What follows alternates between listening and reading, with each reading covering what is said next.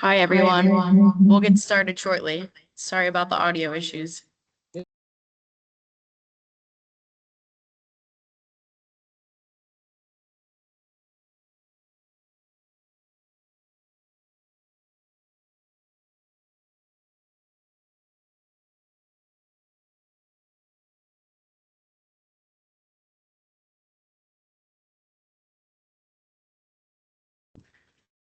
Okay, Just turn it off. how is that? Can you hear us now? Can you hear us?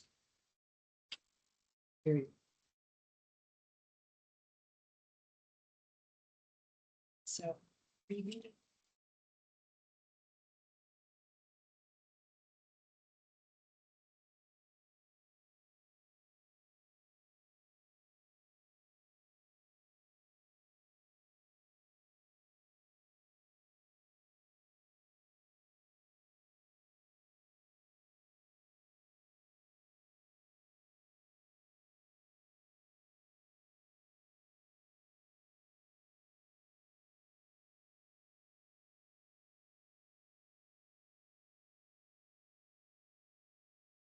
I think Emma will need to stay unmuted for us to hear anything. We can't hear anything when Kristen, her account is using the microphone.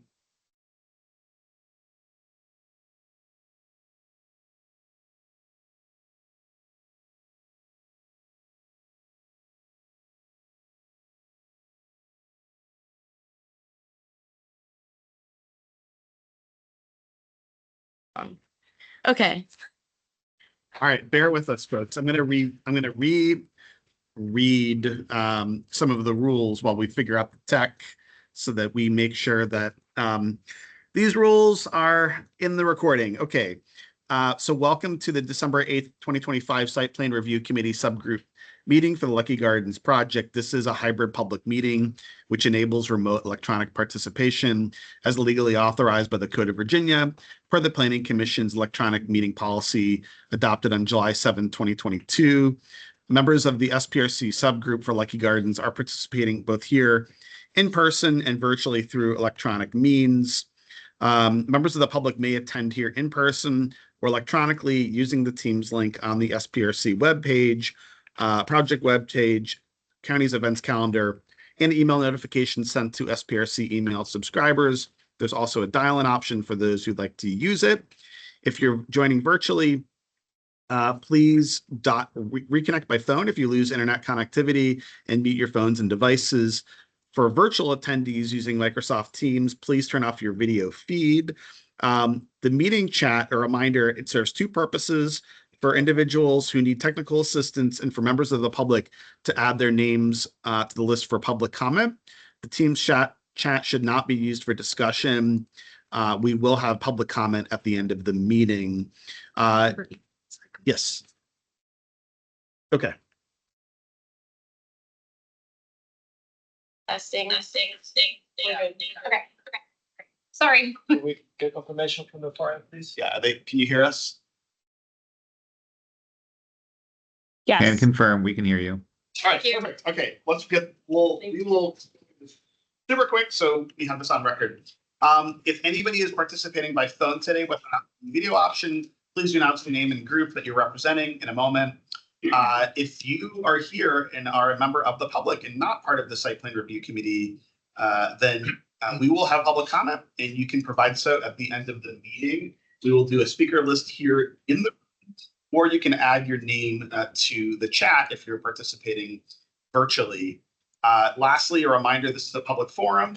The meeting is being recorded, will be posted on the county website, and all information, whether written or spoken, is subject to Virginia Freedom of Information Act requirements. Okay, take two, we got it. Okay, so let's do this. We talked about the topics again, which are gonna be project updates, streetscapes, environmental impacts, open space and landscaping, and sustainability. So we're gonna go around relatively briefly. We're gonna do introductions again in the room and then online, and then we will get to the applicant presentation, or I guess the staff presentation first. So again, my name is Eric Berkey. I am one of the co-chairs and I'm a member of the Planning Commission. Paula Modeo, Planning Commission Co-Chair. Joe Ventura, The Housing Commission. Jan McGovney Davies, architect. Zach Williams with Venable. Dirty Fabian with True Ground. David Jets, View 39. Thanks, Bartek. Sorry. Ellen Peterson, Planning Commission. David Thompson, Climate Change, Energy, Environment Commission, and representative to this farm. Sandy Chesron, Waverly Hills Civic Association. Benson Forestry and Natural Resources Commission. Andrew Ferrer, Tenant Landlord Commission. Jim Lantelli, Planning Commission. I want to note I'm also president of the Langston Boulevard Alliance, but I'm here tonight solely as a planning commissioner, and any of my comments or opinions are solely my own and not necessarily those of the Langston Boulevard Alliance. Sergeant Greer J.O., principal planner for DES. Chrissy Wallentush, Principal Planner, Current Planning. Emma Martin, I'm also in Current Planning. Let's go back here. Charlie Hankin, Donaldson Run Civic Association. I'm Justin Kopka, member of the public. Elaine Furlong. Mike Chiappa, True Ground. Sasha Banzak Redmond, Grove Slate Transportation. Ricky with Grove Slate. Bill Blanding.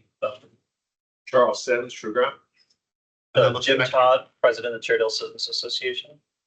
Elizabeth Slanton, Waverly Hills. Ginger Brown, Langston Boulevard Alliance. Tom Knight. Jen Hazen, Forestry and Activities. Great. Okay, and then we've got some folks online. We'll start with we have Commissioner Flores, Meg Flores. Meg Flores, Transportation Commission. Do we have any other SPRC members on joining virtually? Yes. Can you identify yourself? Yeah, this is William Way, Park and Recreation Commission. Anyone else? Yeah, hi, this is John Armstrong, Pedestrian Advisory Committee. I'm sitting in for Eric Goodman. Thank you. This is Laura Johnson with the president of the Gleewood Civic Association.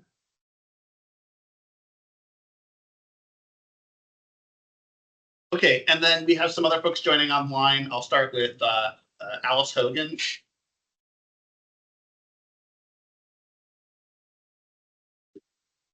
Good evening. I didn't know we would be saying good evening. Yes, my name is Alice Hogan. I'm with the Northern Virginia Affordable Housing Alliance. Happy to be here. Yeah, I'm sorry. Yeah, we won't go through introductions with everybody else joining online in the interest of time. So if, again, a reminder, if you're joining online and you're not a member of the SPRC subgroup, you can throw your name in the chat for public comment at the end. Okay, with all that done, I think we're going to turn it over to staff for a presentation. Yes. Okay, thank you. Good evening, everyone. Sorry about the audio issues there.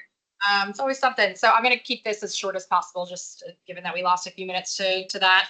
Okay, so second meeting, SPRC 2 for Leckey Gardens.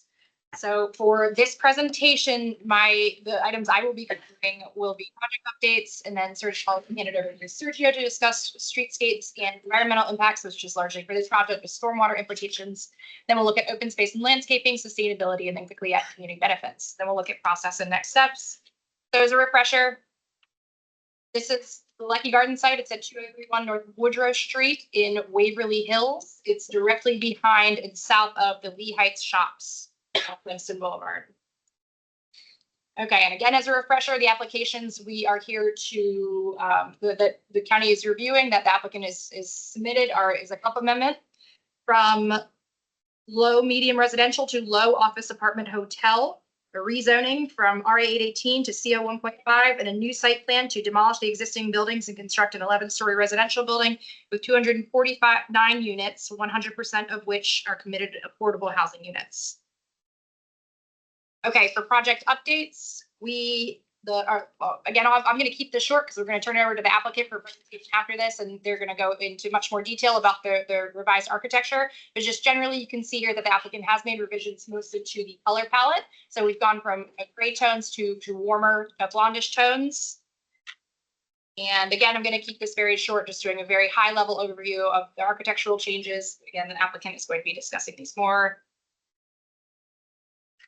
Okay, and then revised site design. We saw this at the last meeting, but only very briefly. We had noted we had just received revised plans from the applicant, but again, confirming that they have revised their site design from their original submission. So now the parking access is located on North Woodrow Street And the loading access will remain on North Woodstock. And then they've also consolidated the parking access to one access point rather than the previously proposed 2 access points for levels P1 and P2.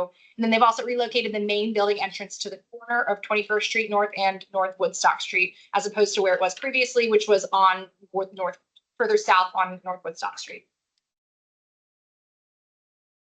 Okay, turn it over to Sergio. Good evening, everybody. Also keep it light up the next slide. Just for some context, the area is well served by multiple transportation options, including art stops on Cherry Hill Road, bike lanes along North Woodstock Street, Capitol bike share stations nearby, and then also metro station in Boston and new metro station 3 miles away. Some of the guiding documents for this site are the Langston Boulevard area plan and also just the after ocean plan.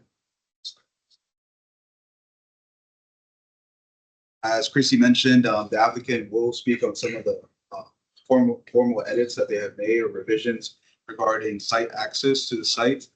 In the last meeting, spoke about at high level that many of the access points were going to be off Woodstock Street. So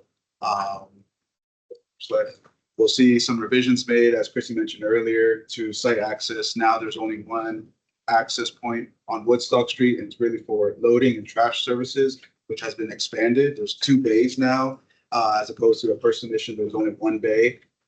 And then on Woodrow Street, we have the garage access. It's just 1 access there. So in total, there's 2 driveways, 1 on each north-south roadway. This is really guided towards much of our planning documents, including the MTP or the LBAP, Langston Boulevard Area Plan, guide many developments to have this sort of, layout with access off of, not on arterial streets. So Woodstock Street is an arterial street right now.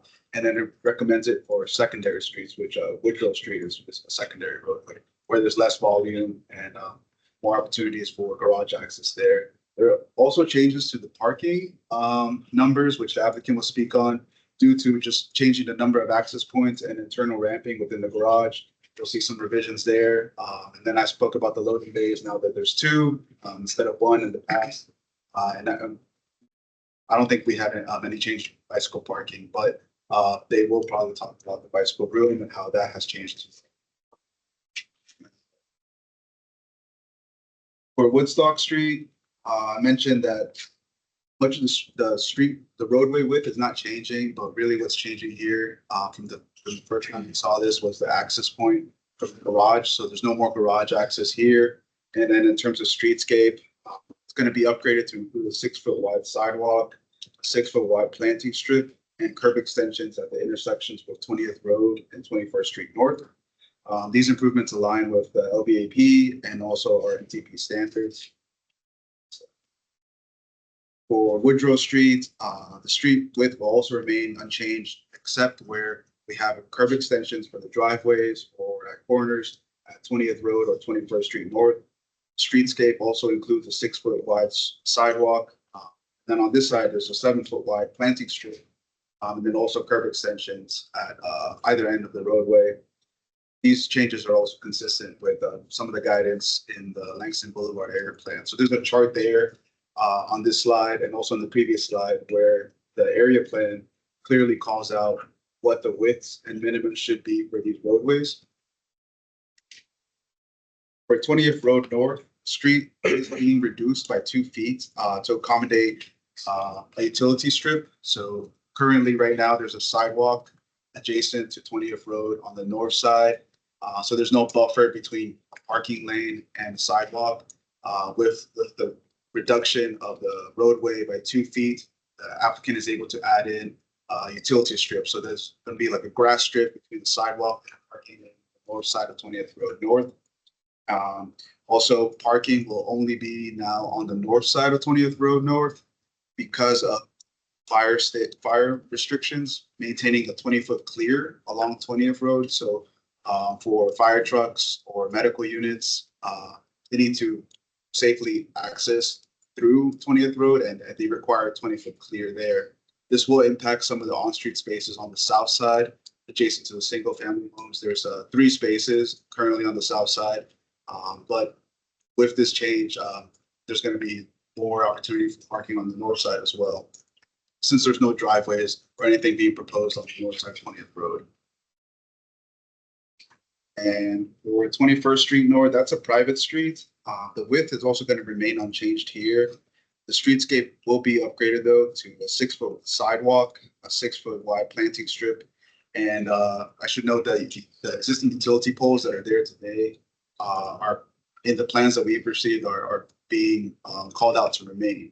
I'll let the applicant speak on that. Maybe any coordination they've made with the adjacent property owner. Much of those utility poles that are there today are not on the site's property.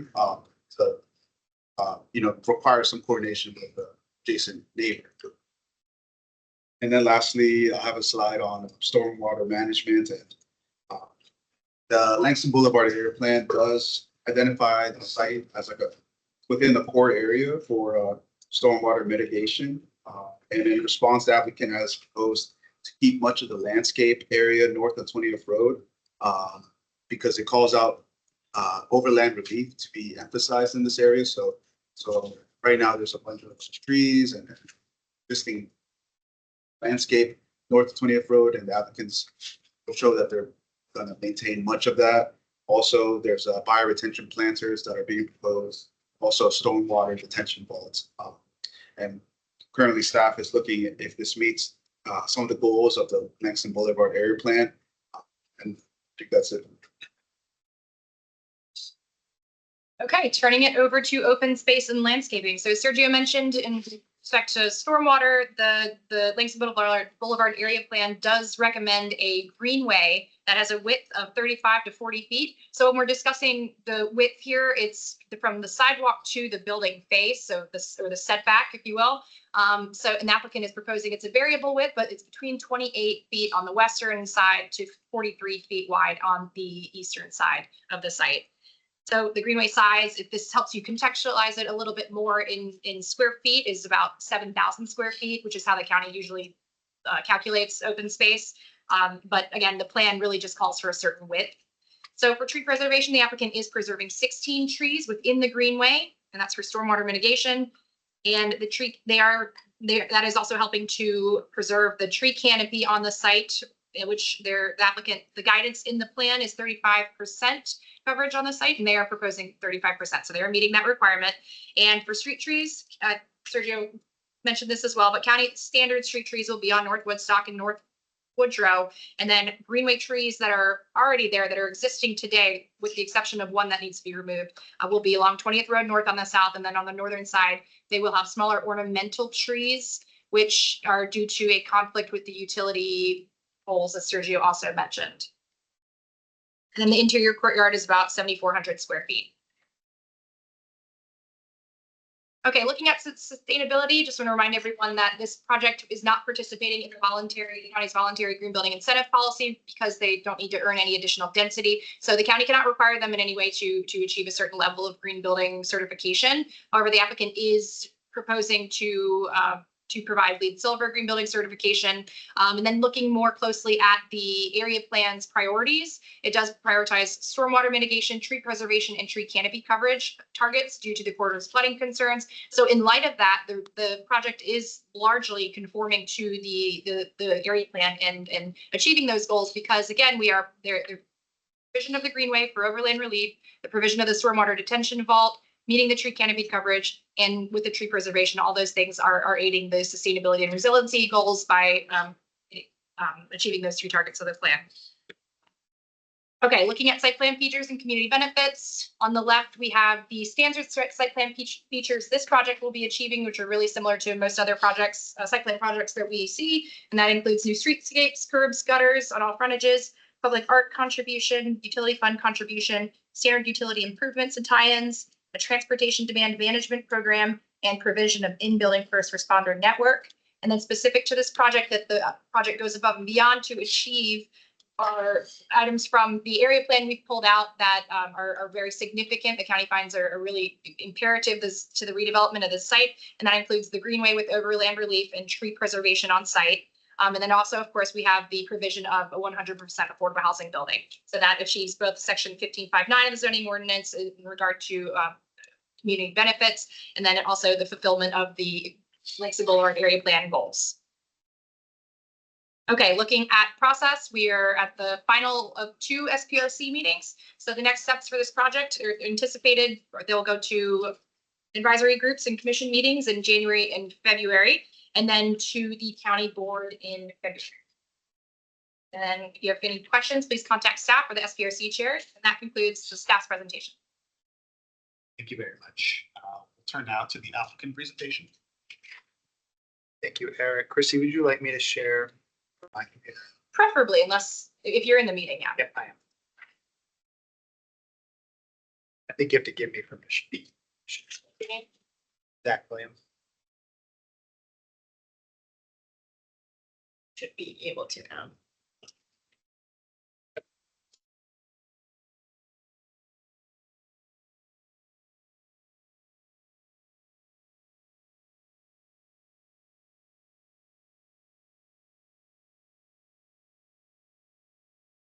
Great. Well, thanks for that presentation. That was really helpful.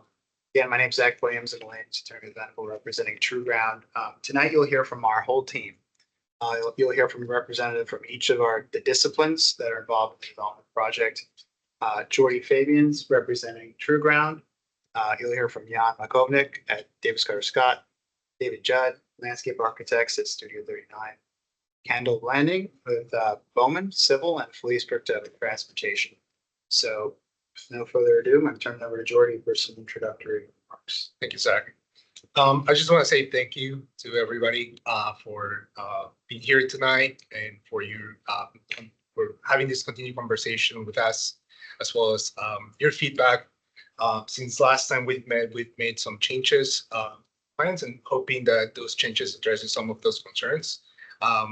As mentioned, I value your feedback, and I'm looking forward to the continued dialogue. Sure. So just to get everyone, just for the context again, this is the development overview we went over in the first SPRC. The overview, the summary of the project hasn't changed. As folks are probably familiar with it, Chrissy did a good job going over the summary as well. But what we'll be focusing on today is revised architecture that we've continued to improve since the last SPRC meeting, landscaping, which you didn't hear much about at the first meeting, transportation, and then stormwater management, overland. Now we're going to go over to Jan to talk about revised architecture.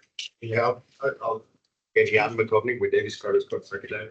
I'm going to be mostly talking, bringing up the changes that we've done since the last meeting. So, because there were some certain changes that have been done before that. So this would be mostly related to the latest changes since the last meeting. So this is the view at the corner 21st and Woodstock Street.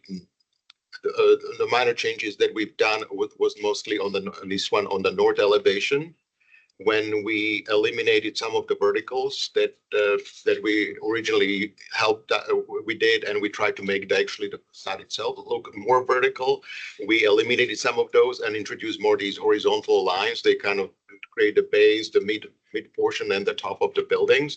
So we would have like these last 3 floors kind of a different color, maybe a little bit less prominent in terms of the contrast, and really make it building look a little bit, feel maybe a little bit not as tall as it was originally.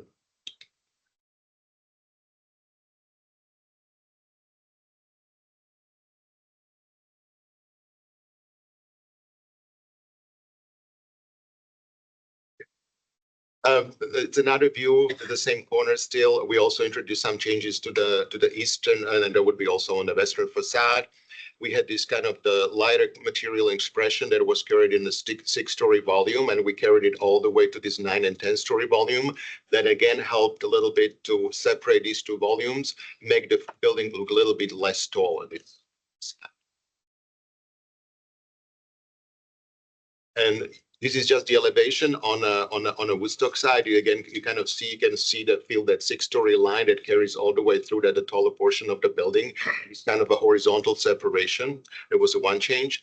Another change, and we're going to talk about this further later as well, is we did try to activate more the southeast corner, and we also moved the building about 2.5 feet west and created a little like a landscape buffer between the sidewalk and the building. We did hear a lot about biophilic elements and some kind of a greenery. And we felt that if we can create some little bit of a soil volume, and really when you walk on the sidewalk, it actually does create substance that transition between a hardscape, horizontal and vertical. So we felt if we can create some space to introduce some planting, that would be nice. And if we have enough soil volume, we have a lot of flexibility of different types of planting, vertical, something maybe also with a horizontal combination. So that would really soften it up and create it, and also optically a little bit widen this sidewalk. And then this one just going to go through of these. So this you can again kind of feel that the 6-story expression that was carried all the way to the taller portion of the building, and like more stronger visual separation from the upper levels. Here also what we are doing, starting to introduce on the corner, on the southwest corner, we put some on both corners. We put uses, more active uses. This can be a bike room for the building, as well like a secondary one that can be accessed as well in here, and provide more activation. We originally had just a parking garage and the solid corner, so we felt that that would be kind of nice and carry that into the greenway. Just another massing again, showing the more horizontal expressions on the north side, and that 6-story volume, the 6-story expression that it's carried all the way to the 9th. Again, helping that horizontal separation. This one, it's another view. Again, we talk about it, the building as it is really appears to 4 to 6-story rather than 9 and 10-story from this angle here. And again, we started to feel also, we started to introduce some windows and some glass, see-through glass in that corner. This is going to be at the lower level of the garage because of the way the grading works. And this is how it addresses the corner towards the Woodstock Park. And this was just the elevation. And when we originally showed it, we actually heard some of the comments, and it was like, you're really showing the elevation of the building all the way back to 9 and 10-story, but really the way you're going to not really see the building, because elevations are not a true views, but this is really more like what you're going to actually vision when you look at the building from the south. And again, you start to see at each corner kind of the activation that is bringing down to the sidewalk and to the pedestrian level. This is the main entrance, and this is really, we just repeated this. This really didn't change that much. There was just this minor thing again, the 6-story expression that was carried all the way. That's shown on the Woodstock side. And it's just the same angle, just a night view. This again, this is the activated side where the lobby, leasing, and other common areas of the buildings are at the 21st Street. Again, this elevation really that this view didn't really change that much. And now we're going to start to feel like, we did, and we felt this was really make the big difference, moving the building a little bit and creating that planting area along. Then we can, do some plants that can grow up the building, or it can be the freestanding, some kind of biophilic elements, but really creating that additional space and creating the soft transition between the sidewalk and the building. Really felt that really helped on that side. This is just another view up the street, and we also we have on the garage level, we have some office area there, so we actually introduced some additional windows to bring and activate the street a little bit more. This is the corner of the southeast corner, and this is kind of when we're walking from the Woodstock Park. And what we did actually here, we created like a small pocket lobby at that corner at the lower level of the garage that would also be connected to the bike room. So this can be potentially used by entrance, like families, people coming back from the park, they can actually be that. Well, this would really help with that corner, because it was really more or less some utility room there with just essentially like a masonry walls. We feel that if we can do something like that, we can do something like this, and this would really help to activate that one corner.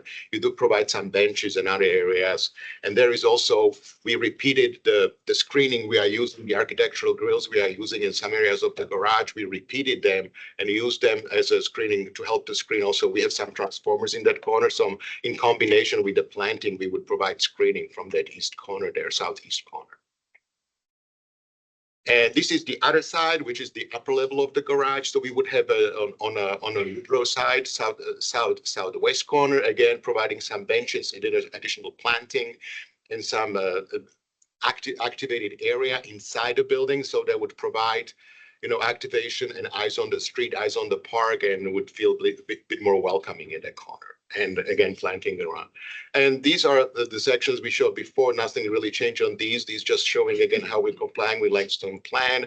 These are the floor plans of the garage showing some of these new areas that we are introducing in the garage. Like you see the southeast corner, there will be small pocket lobby connected to the additional bike room that can be used by the families as well for bikes in there, and they can go to the building and can be used as a secondary entrance, coming from the Woodstock Park. On this one here on the upper level, we would introduce additional bike room potential that can be accessed there for the building. And again, it was providing that activation at that corner of the building as well. And these are the floor plans. They didn't really change. Again, these with the internal courtyard, and we'll talk about it a little bit more. Again, this is mostly units on this floor with some common areas and the main entrance. And we can just flip. Can we just skip ahead to maybe some stuff that has changed maybe? Yeah. So these are just the floor plans. We can flip through these. Nothing really changed here. Thanks. And I'll go fast real quick. Oh yeah, you're all good. Okay. Kind of keep us on track. Thanks. I'm David, Studio 39, the landscape architects on the project. So I'll start off in the northeast corner, kind of work away around clockwise. So right there at the corner of 21st and Woodstock, we have more of an entry plaza to the site, see walls with accent paving and things like that. Coming down, like Jan, like a lot of people, like a lot of things been mentioned already about moving the building, creating an opportunity for some landscaping, because previously we had the sidewalk all up against the base of the building. So we have this landscape opportunity, often and creating a nicer pedestrian experience along the sidewalks. Coming down, there's a lay-by for dropping trucks to drop things off. And I mentioned earlier the loading area on the right, right entry off of Woodrow. Coming down, the Woodstock is basically just large street trees. Coming down to the corner where we hit the transformer is where the greenway kind of green space and where we're kind of maintaining a lot of the existing trees. One of the biggest challenges for the site was that 35% canopy coverage requirement. And the trees that are in the greenway are really helping us meet that canopy. Right now, we're at 35.1%. And coming through, coming around, and also kind of, I'll jump around a little bit. For the street trees on both Woodrow and Woodstock, as well as on 21st Street, will be native plant material. We have some constraints, obviously was mentioned on 21st Street. On Woodstock and Woodrow, we can use much larger shade trees, which is the plan. Kind of jumping down to the south greenway area with those existing trees, and that's with the existing trees again with the canopy, having this canopy, but it also scales the building like that. The image we just saw a few minutes ago, looking from the south, looking towards the building, it definitely scales the building. We've introduced, because it is a greenway, we've introduced some seating elements within the area, picnic bench, a couple of benches, or picnic tables, a couple of benches as well. One thing that we are constrained about is because of all these existing trees and not undermining the kind of root systems, is they, talking with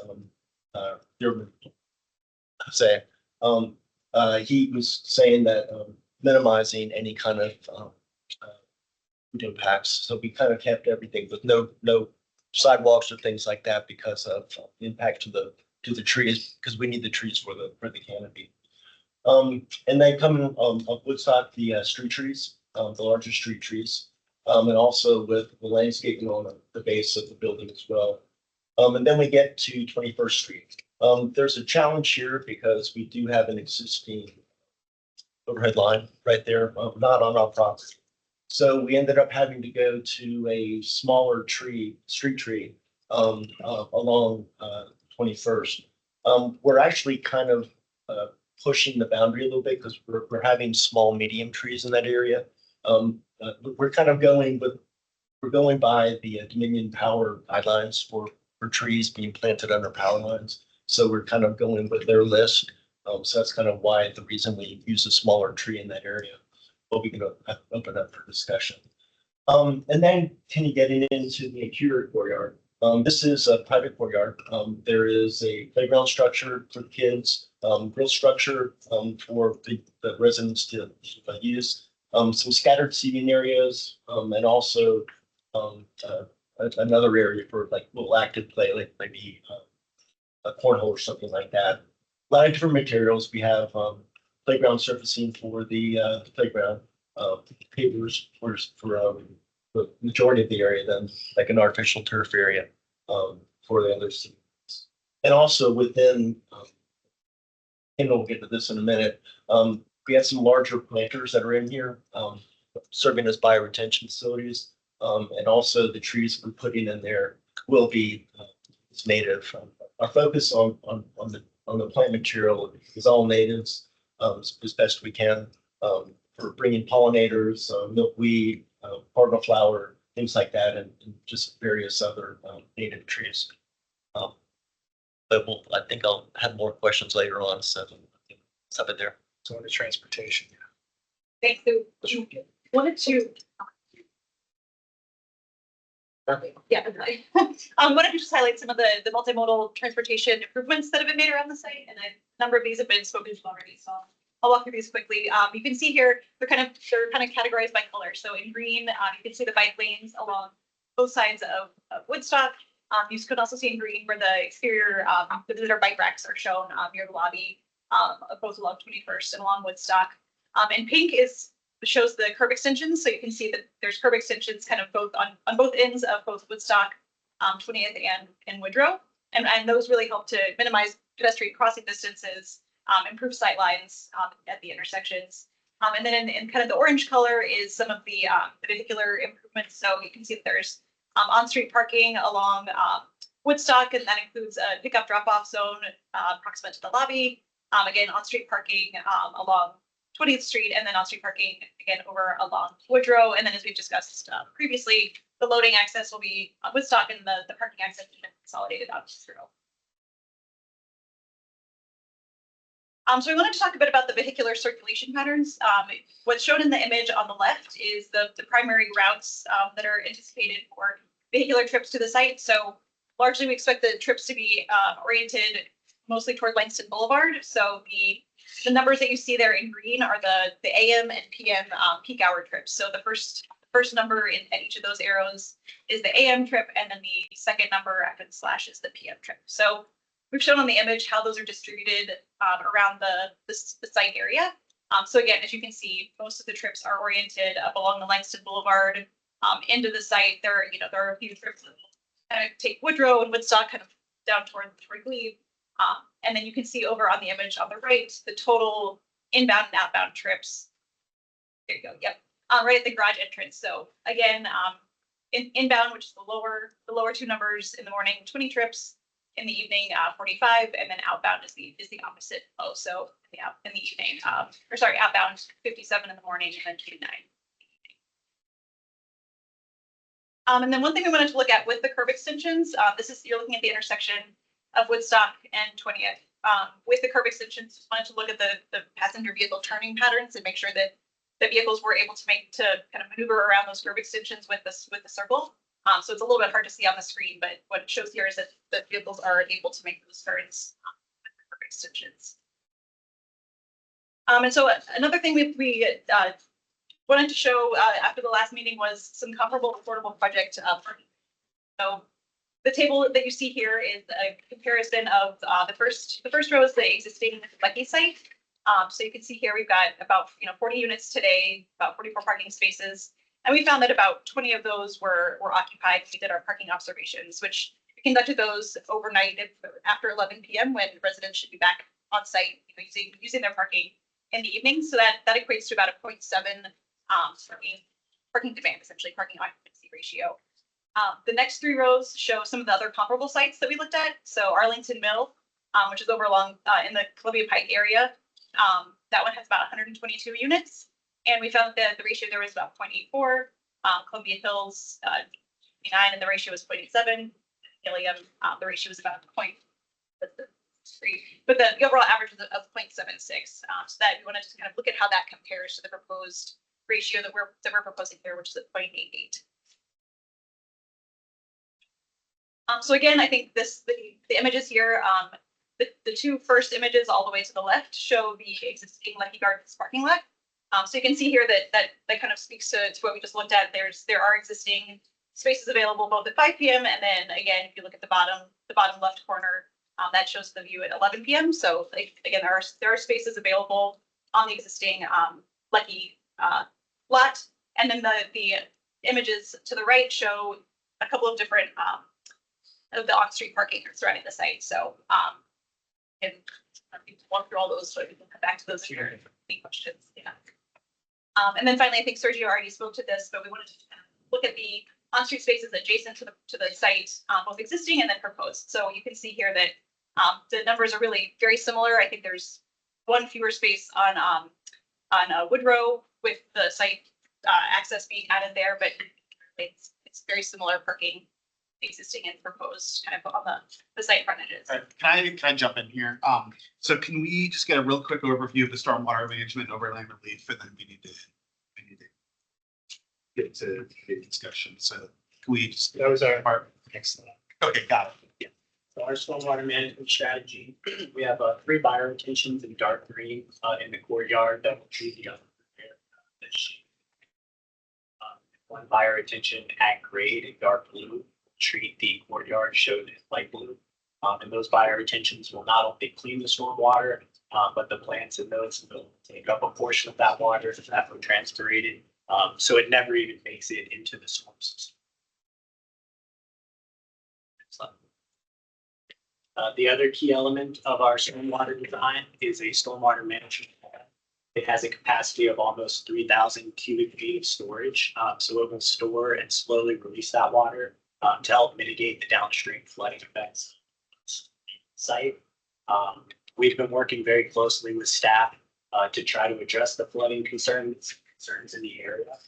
There's a large stormwater pipe running through the site today. However, it has a significant number of trees that we are saving around and on top of that pipe.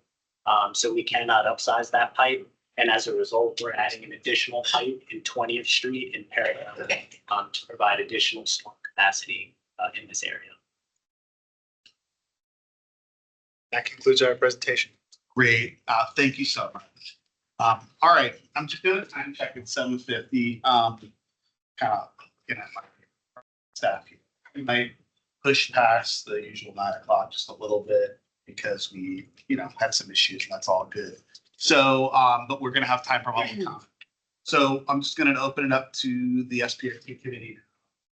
If folks have questions or comments about project updates, go ahead and raise your hand. And if you're online and you're part of the SPRC, you can go ahead and raise your hand. So we're gonna touch on project updates at this point. Go ahead. Sure. I'm Andrew Ferrer, Tenant Landlord Commission. I like the new design for the architecture. I think it probably works well with the neighboring structures in the area. My 3 questions are, have you worked with potentially the neighbor Dominion or the county to see if you can bury the lines on 21st Street so you could build up that canopy? Therefore, it might soften the elevation of the building. The second was, I only noticed, I saw there's 3 elevators. It looks like 1 primary bank and 1 bank next to the loading dock. Were there any considerations of a second primary bank on the south side of the structure? And then third, visitor parking, the inhabitants, there's more of them. And so you may need additional visitor parking, so make sure that any visitors to the residents might not overflow into the neighboring neighborhoods and streets and clog them up. Or, you might park in that the Lee Highway Shops area, and then your car gets towed away by accident. So to answer your first question regarding the 21st Street, we have looked into that. That would require permission from the adjacent owner. Those overhead lines were not on our property. I think We would like to work with the adjacent owner to underground those in the event that that's agreeable. But we have looked at that. I think that's something we would like to seek, but at this time, we don't have the adjacent owner's permission. Okay. What's your second question? The second was the elevator bank. So right now looks like there's one primary set of two, and then there's a secondary bank that looks like it's an auxiliary bank for the loading dock. It is for loading dock, but that can potentially be also used to connecting garage, and people potentially can use that as well as a third elevator for passengers as well. Because actually these service elevators are not used maybe 5% of the time, realistically for moving in.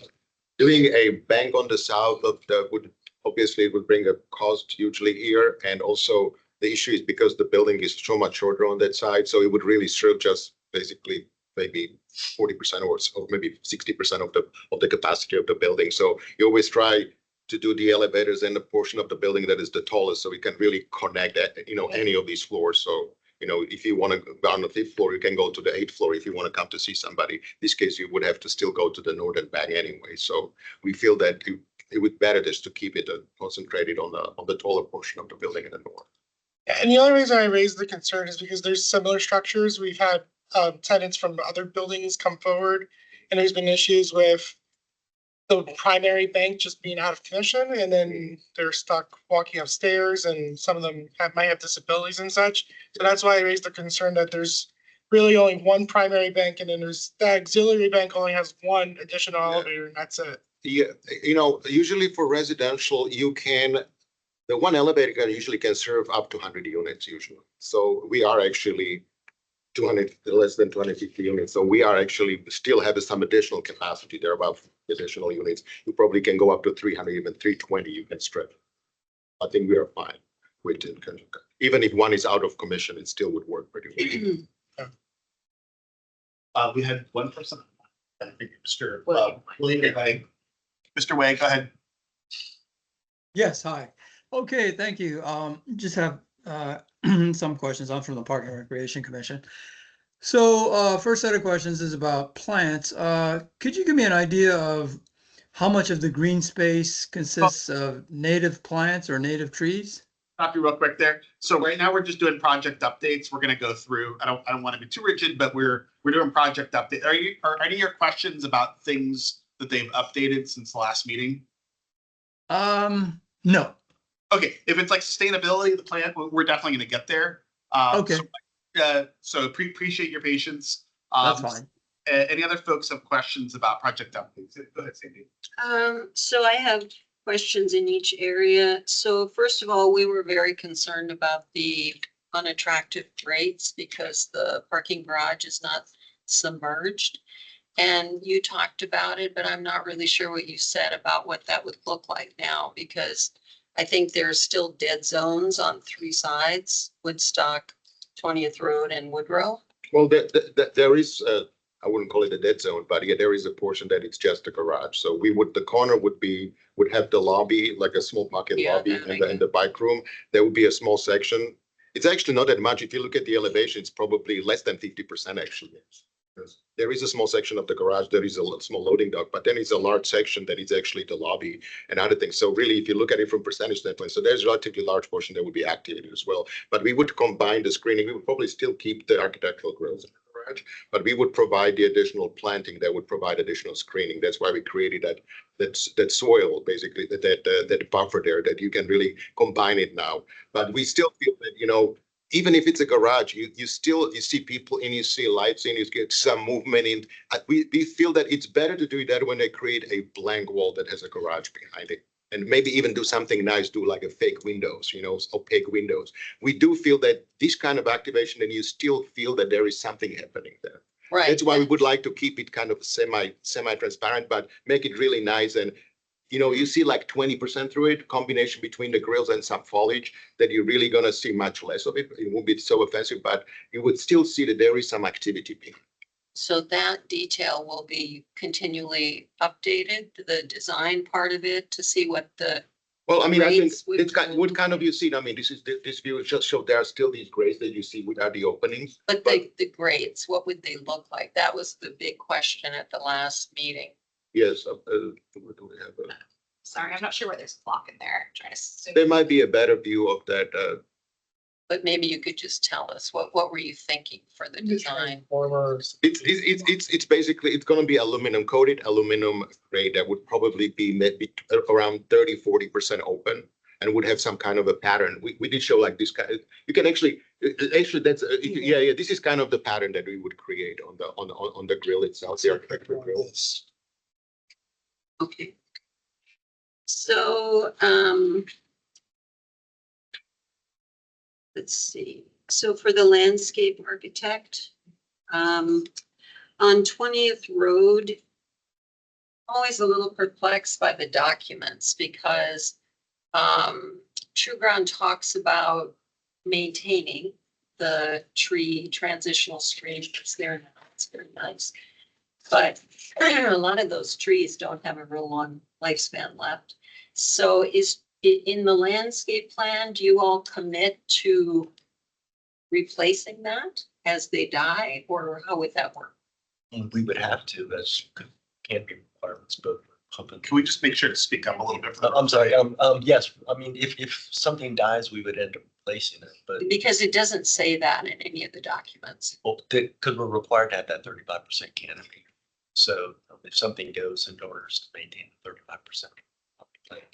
Okay, so the second question is with regard to the area on 20th Road, the root systems of those trees, when they put in the vault, you're not worried about the trees being negatively impacted by the vault? Well, luckily, Kendall can maybe speak with this as well, but it's been pushed up towards the impacts. You can see it in the open space, so that the trees are a little bit further away from where those the boxes are. So we tried to locate them close to the building and as far away from trees as they to impact, I guess, minimal impact on the trees. They do have slight impact to them, but we still maintain they can't be covered. But do you know the distance between the existing tree roots and the vault? Because if you look at the drawing, it looks like it's within what the arborist always tells us is too close and not negatively impact. Yeah. So we do have an arborist on the project. Yeah. Working in our office, and they've drawn the critical root zone. And so we the shape of our vault is a little bit irregular, and that's because that's because of the tree roots. Away those critical root zones. So we are not impacting them to the point that a tree would die from the installation. And there is now one vault, because on one of the drawings, there are actually two vaults, but now there's one vault. One of the open drawings in between, there were two. Yes, so there, one of the fire retentions is on top of the vault. So in order to try to maximize our use of space there without impacting the trees, we do have the vault underground, and then we have a raised planter box on top of that, like fire retention, where we've added trees there. Okay. But I'm going to insert myself here. I think we have a staff perspective on this. Yeah, go ahead, Max. Hi there. Good evening. My name is Max Ewert. I am a associate planner with the Department of Parks and Recreation. I'm not a urban forester. However, I can speak a little bit to our county tree replacement policy. And this is a policy that we have in place for all of our private development projects. If we have the Forestry and Natural Resources Plan has a minimum of tree canopy percentage requirements that private developers are required to meet. And in the event that a tree that is contributing to that percentage dies or has to be removed in some way, the developer is required to replace the tree in order to meet those minimum requirements that are approved in the landscape plans post-approval after the site plan is reviewed by the county board. And I'm happy to answer any other questions if folks do. And if I'm not able to, I can point you to our urban foresters. So one more question, yeah, for transportation. So I'm wondering, how was this study done on parking occupancy? Did you go to the site, to all the sites and? Yes, yeah, we went to 3 before, and then some of the 4 we already had, Grant had some data already, but yeah, when we went out and did the parking observations, it was overnight hours when most of the the demand is highest for residential. So we did go out to each of those sites. Okay, because the chart, of course, shows that all of these affordable housing projects do currently offer one space per unit. Right, so I think that the supply varies for the different sites that we looked at, but I think, I think that shows that there are some spaces that are still available, even in the overnight hours when kind of the maximum parking occupancy is occurring. There are still spaces available, since in each case it was the parking demand was lower than the number of supply spaces. So, okay, I'll ask this later. Okay. Any other, so I saw Commissioner Cronin and then Peterson. Okay, so I liked the biophilic elements that you've added along the garage. I think those do improve the view. On your slide 26, if you can pull that up quickly, it looked like there was a thicker strip on the west side of the building than the east side, but then the pictures showing the east side of the building looked pretty verdant. And so I just wanted to confirm that there will be strips on both sides along the building. Yeah, they'll be on the both sides. We kind of, But one of them's thicker than the other. on the west side, it's kind of wedged. It starts relatively narrow. I think on the south side, on the west side, now they're equal roughly on the east and the west side. But on the west side, it gets probably like 7.5 to 8 feet almost wide when you get to the northwest corner. And then since there was discussion about the grates last week, it looks like the grates that you're picturing today are the same grates that you, or grills, what is architectural? Yeah, but last time, yeah, we didn't show it in detail. I think that picture that we actually looked at, that really showed like really well the detail of that grill. Okay, if there's a way possibly, I know we talked possibly about looking at ways to use public art contribution. So maybe there's like other grates, architectural grills that could be shown to the group, that maybe an opinion could be given on what style they might like in the neighborhood. Would that be something that feel better about? Yeah, so that's just something that we could consider as well. And then confirmation from staff, if whatever architectural grills is presented and kind of promised to the community, that would be part of the site plan conditions. Yes, we can definitely do that. And we are also working on comments to get back to the applicant team about the same grates and loopers. And so this, we will likely have additional comments to them as well. Yes, we can definitely consider putting something in the conditions, or we might receive a different design from the applicant between now and when this goes to you all. Some of these important elements, sometimes, we prepare also a sample boards of exterior materials, and we can also include that then with some kind of a detailed picture detail, or potentially even the actual physical sample provided. Yeah, what's the new composite of the building you toned it with? What's the white portion? Is that all brick? No, there are portions, and there's actually a requirement based on the affordable housing. There are certain rules what kind of materials we have to use on the building. And the way we are showing the building is roughly 5%, about 50% on the upper levels. The lower levels are all masonry, 100%. The upper levels on the lower portions of the building, there are some fiber cement boards. On the taller portions of the building and the north side of the building, it's mostly masonry.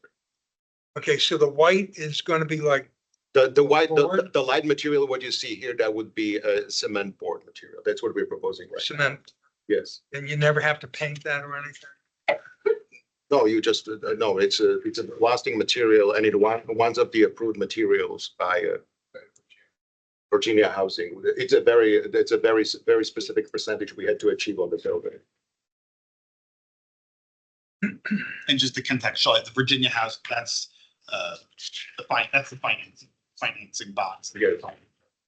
Yes, exactly. Yeah, so as part of so this project will receive 9% low-income housing tax credits. Those are typically competitive tax credits, and Virginia Housing has a threshold on the design, which essentially they sort of prescribe like the materials and the percentages that are used. So we try to.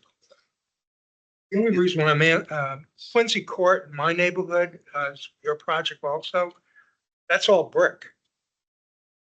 So what's the difference? Mirabelle that was just opened today is all brick. And those are low-income housing tax credits also.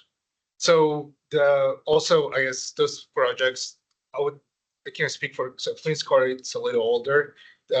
Virginia housing tax credit requirements do change over time. So that's a state requirement, not a It is- federal? It is a Virginia housing requirement, which is a quasi-state agency. Yeah, I know. And so those design requirements are not consistent throughout every year. They do change consistently. All right, I think we're ready to move on to transportation. So let's talk transportation streetscape specifically. Any comments or questions from the group? Katie Thompson, just a quick question about the bikes. I know you have storage that you're planning to build in. Are you planning to include any EV charging for electric e-bikes? That's a good question. Charge. We can probably do it in a bike room. I mean, it's not a very high capacity, so because the way we're designing basically pre-wiring and capacity in transformers for the EV parking for the cars. I think for bikes the capacity is not very high, so it's relatively easy to provide additional ones if we need to. Okay, and I think the cars it's 10 EV ready. Yeah, but for that you really need to design everything like transformers, wiring, everything for that. For bikes, you don't really need that kind of additional capacity. But we think like hypothetically, if you wanted to put more plugs, it's just usually a regular plug. It shouldn't be a huge deal. Exactly, but if you want to get now 40 charges for the cars, you know, I've gone through it myself. It's a whole different. We're blessed to be able to do it. It's a whole different bag. Yeah, I get it. Okay, if you could look into that. Yeah. Other folks, Commissioner Peterson. So where you're doing the bike lanes on Woodstock Street, this is more a question for staff for your transportation design. It's a lot of times people are doing, or we're designing like sidewalk, bike lane, then car parking, then travel lane. So that way the parked cars act as a natural protector of the cyclists, and you're less likely to get doored if you're going down the street and somebody opens their door without paying attention. So why aren't we using that design here? Applicant is pretty much keeping much of the road section as it is right now. And bike lanes that are on Woodstock are called out in the bike MTP as just regular bike lanes. They're not referred to as like enhanced bike lanes or protected bike lanes for this section. So it pretty much meets some of the guidance that we have for our planning documents. And introducing just like a block of this can have issues as well when you try to, I guess, go from a protected bike lanes or standard bike lanes or south to the side. Could have some issues with cyclists having to merge, maybe sharing the lane with a travel lane for vehicles. So right now it hasn't been proposed, and much of our guidance document doesn't call for like this type of actions. I mean, I would recommend like looking at that again, because right now we'd just be talking about like where you put the paint when you're, drawing the parking. We don't need to have, cement or anything fancier. It's just like, are you going to paint the parking lines here or there? And I think having the cars act as a natural barrier as protection. It sounds like something to maybe look at in the MTP or current transportation effort, maybe. But I'm actually going to go to, I think we have our Disability Advisory Committee representative, Elizabeth. You're online on the phone.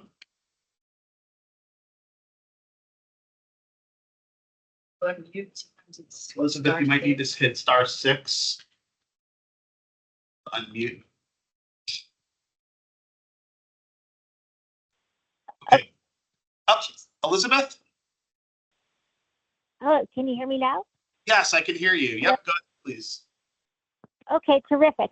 First, I want to apologize for coming late. I was asked late to be a representative and was not able to get through on the video. So thank you for taking my question. As you mentioned, I'm representing the Arlington County Disability Advisory Commission, and we are a commission that ensures that buildings and other amenities in Arlington are accessible through the ADA and the Fair Housing Act and other laws. So first question I have is, what are you doing pre-build and mid-build to ensure that it complies with the ADA?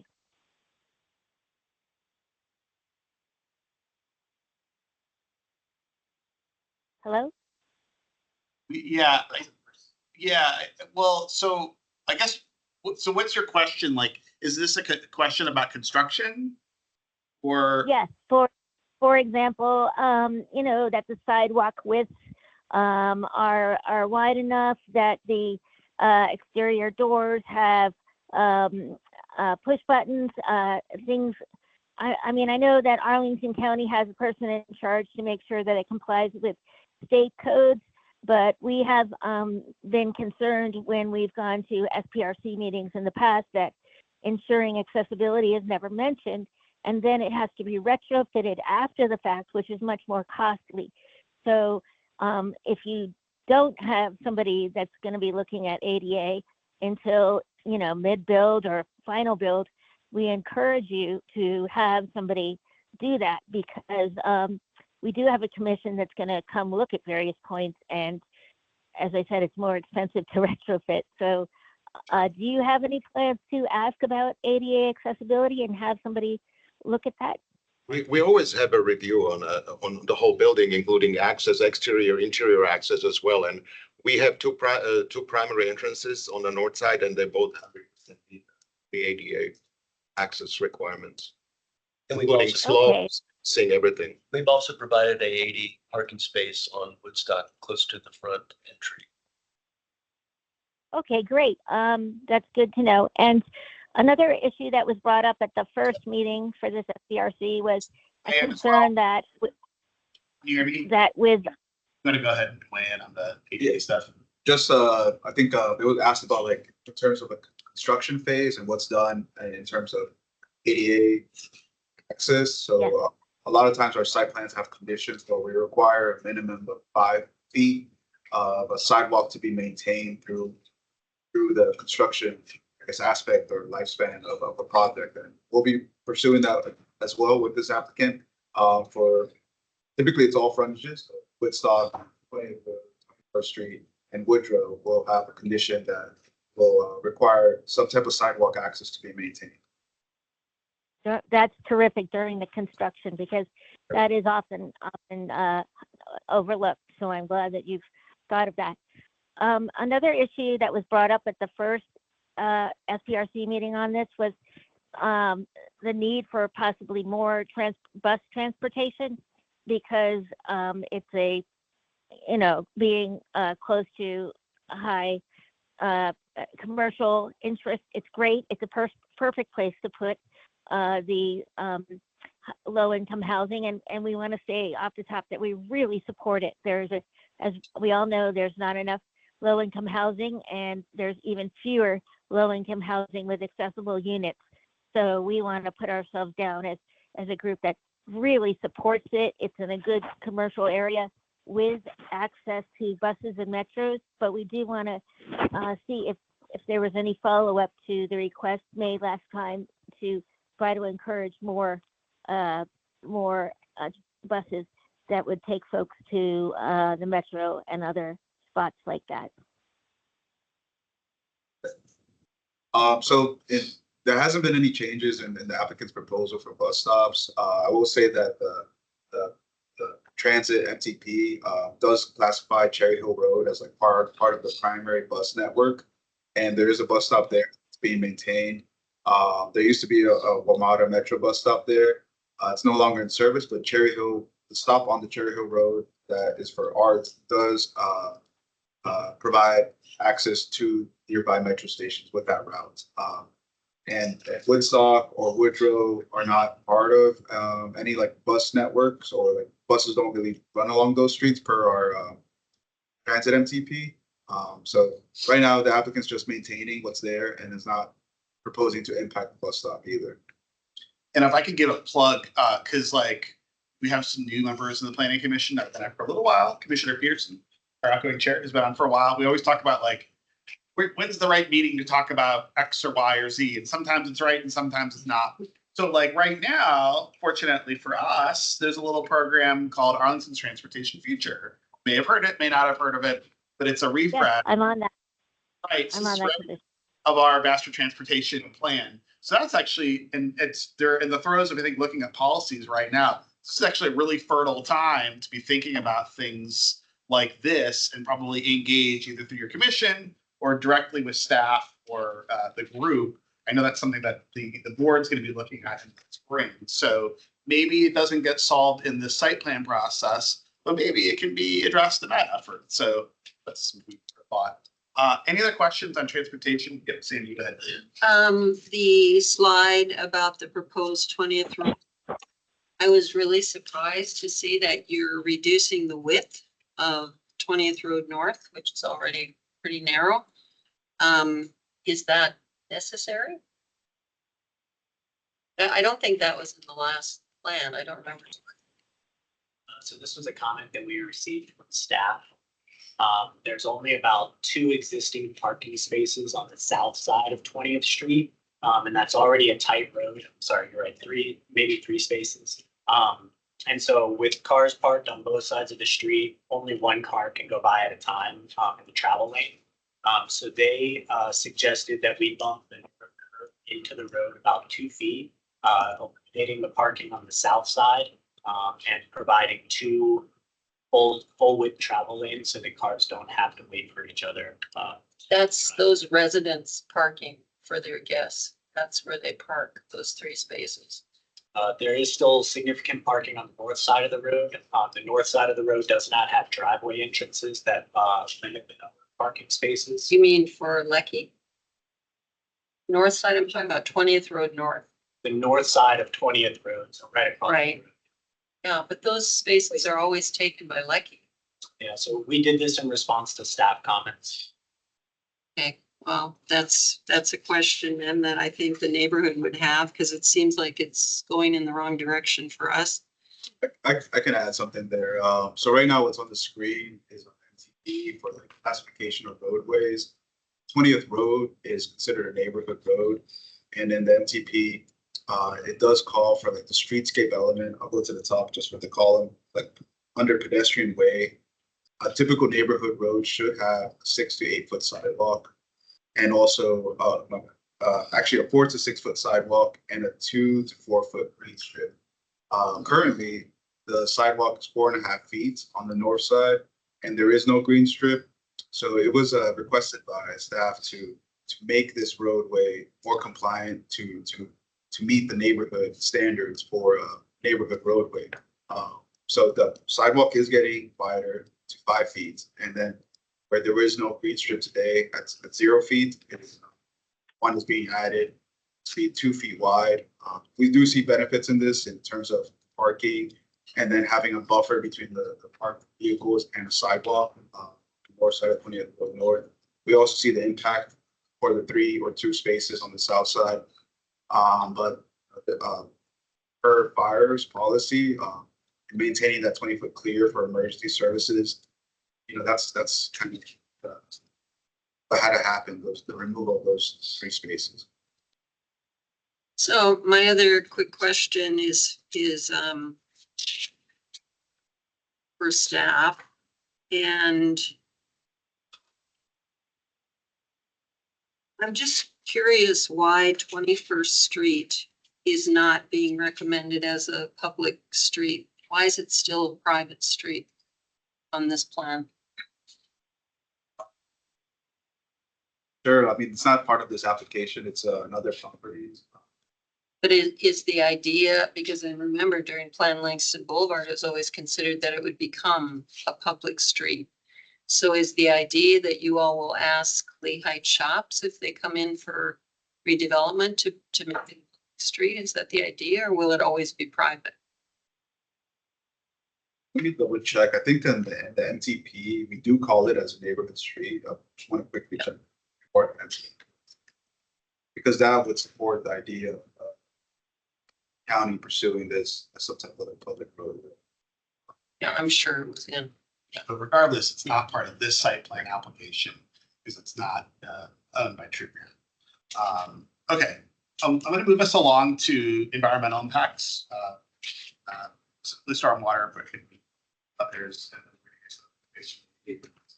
so environmental impacts. I'm going to put myself at the top real quick. So maybe this is for staff, but like the retention facility that they're doing, I guess it's the the one. I guess call it cavity. I don't know what you call it. The stormwater vault. Stormwater vault. Yeah. So I will be totally honest. I'm less familiar with like this. Is this required in the area plan as an action for you, or like obviously it's a need in this area, but is this called for in the sector plan, or is this true ground being proactive? Yes, requirement. The stormwater. Yeah. This particular that they're doing. Yeah, it's in Langston Boulevard. It's in there. Okay. That was my question. Commissioner Peterson. I have a follow-up question. Just because this neighborhood has experienced such dramatic flooding, is reducing the stormwater by 23% for a one-year storm adequate? Is there any opportunity for the county, if we can't ask for more? Like maybe it's not appropriate for us to ask for more, like solve all the neighborhood's problems, but like, is this an opportunity for us to say, like, let's use some of our own CIP money to make it an even larger vault so that it can address some of the wider neighborhood flooding? It's a good question. I mean, a lot of our modeling right now, based on our stormwater staff, haven't flagged what's being proposed as like a potential issue. We do study like 1-year storms, 10-year storms, and on rare occasions we'll go to like 100-year storms, but that's dependent on the site. It's usually the sites with like a lot of asphalt. But for this one, because of the upsizing of the pipe on 20th Road that the applicant's proposing, the stormwater retention vault, and then also like the bioretention planters, right now, haven't seen anything flagged as a concern for existing flooding. Okay, because a lot of the major flooding that this neighborhood saw was like 2 blocks south, right? Right, yeah. Okay, so us doing something here isn't a missed opportunity. Not doing more here isn't a missed opportunity for us to address something that we're going to have to be addressing. I mean, we're right by property and stuff down the street, so. Yeah, just to piggyback on that comment, what is being done to mitigate any flooding issues potentially, since it is on an elevation, in the parking garage itself? So the water's not pooling on, say, P2 and cascade, and you have vehicles that need to be towed away and such.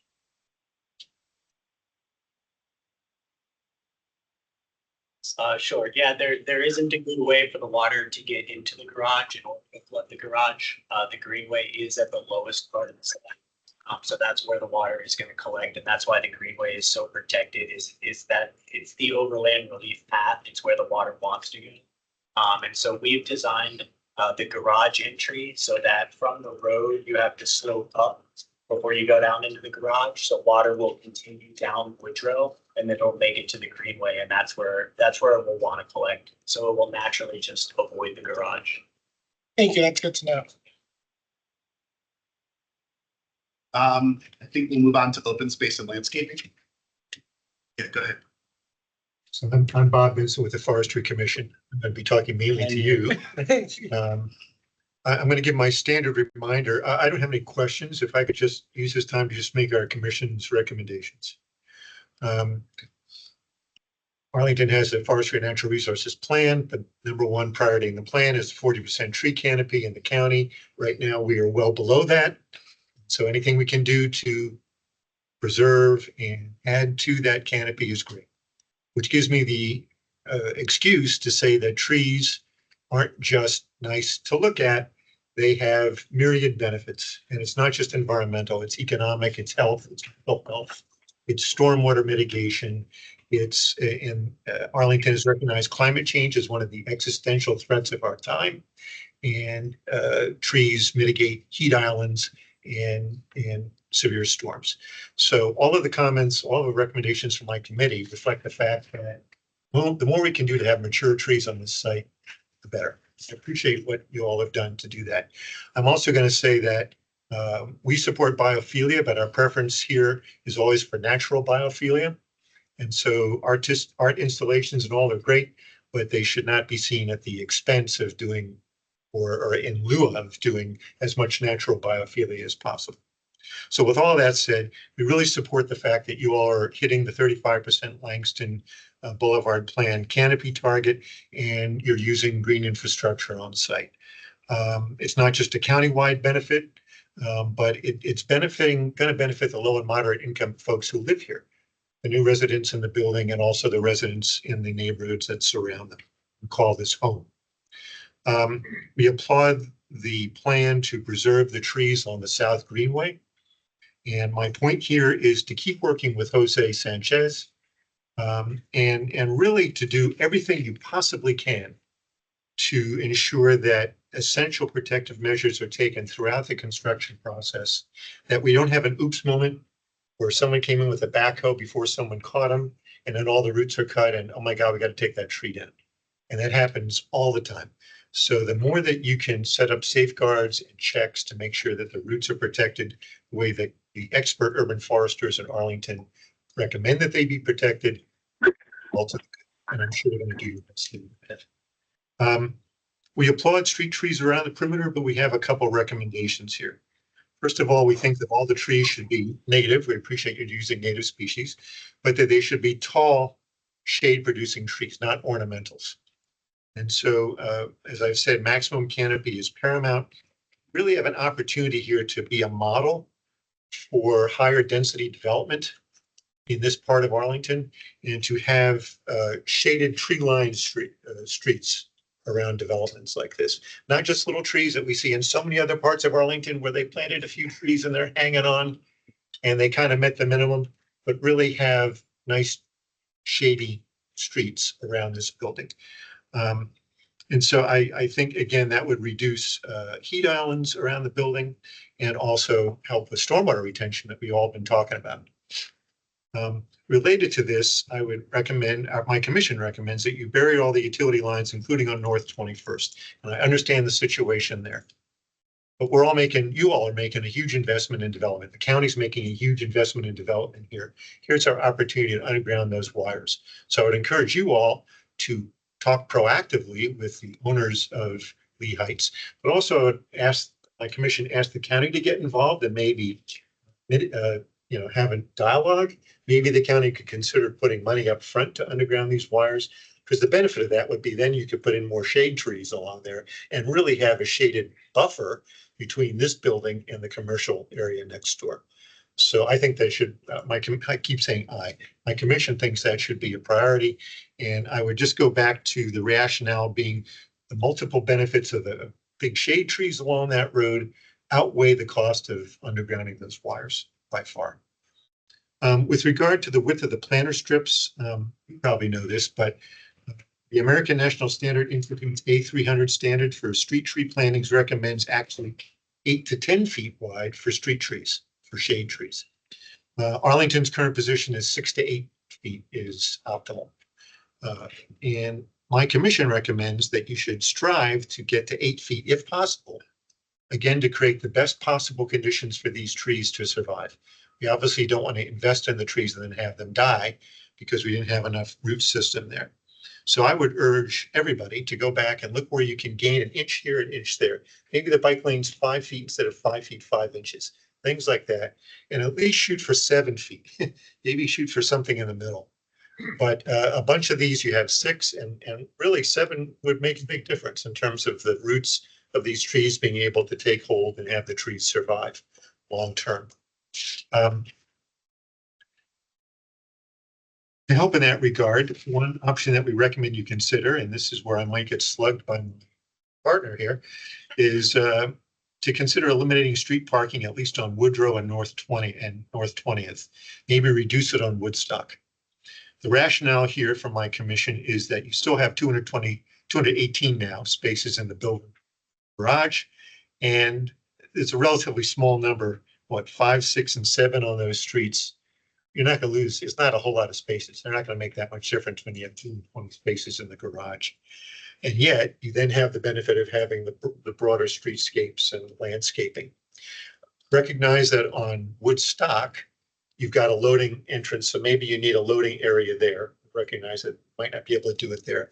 But on the other side, those street spaces we don't think is essential. And again, gives you more space to work with to create a good landscape here. And I really want to emphasize a point here. Again, this is the first dense structure in this area of Langston. So we can really set a precedent here. Given the severe canopy needs across the whole county, we have an opportunity to demonstrate how we can really have a little mini forest. And I look to you, Tinley, because you said something once that really made a difference to the way I think about it on the commission.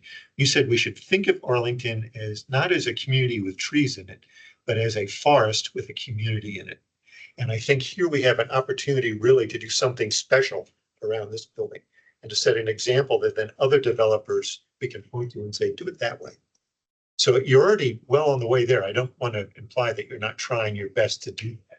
But I think with a little bit more ground, a little bit more leeway, a little bit space, undergrounded wires, I think you can really do something, really create a little mini forest around this.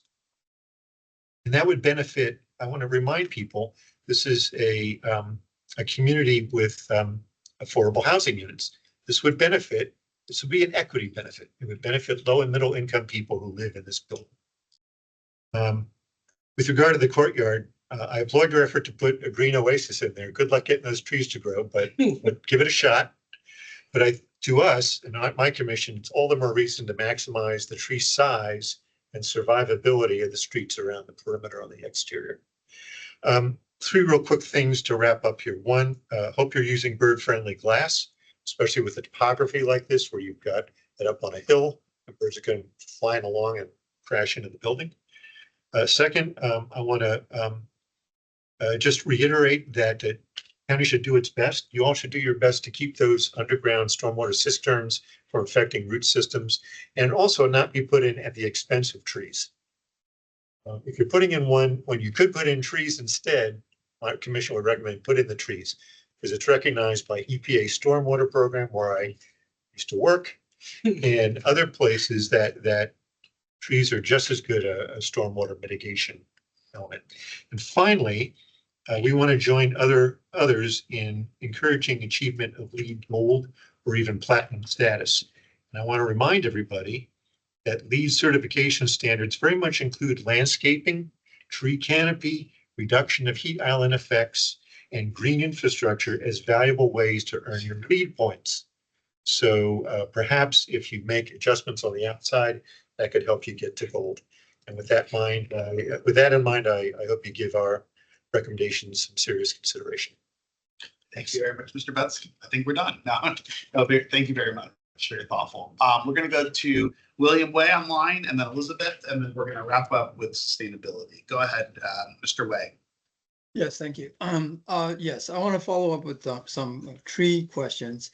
Could you give us an idea of the size of the green space available through the project? Is it in terms of acres? Can you quantify that?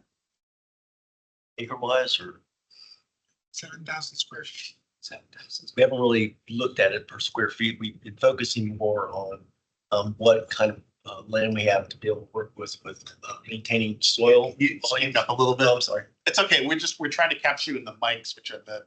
Should I talk towards that? Yeah. You speak with a voice like this. Yeah.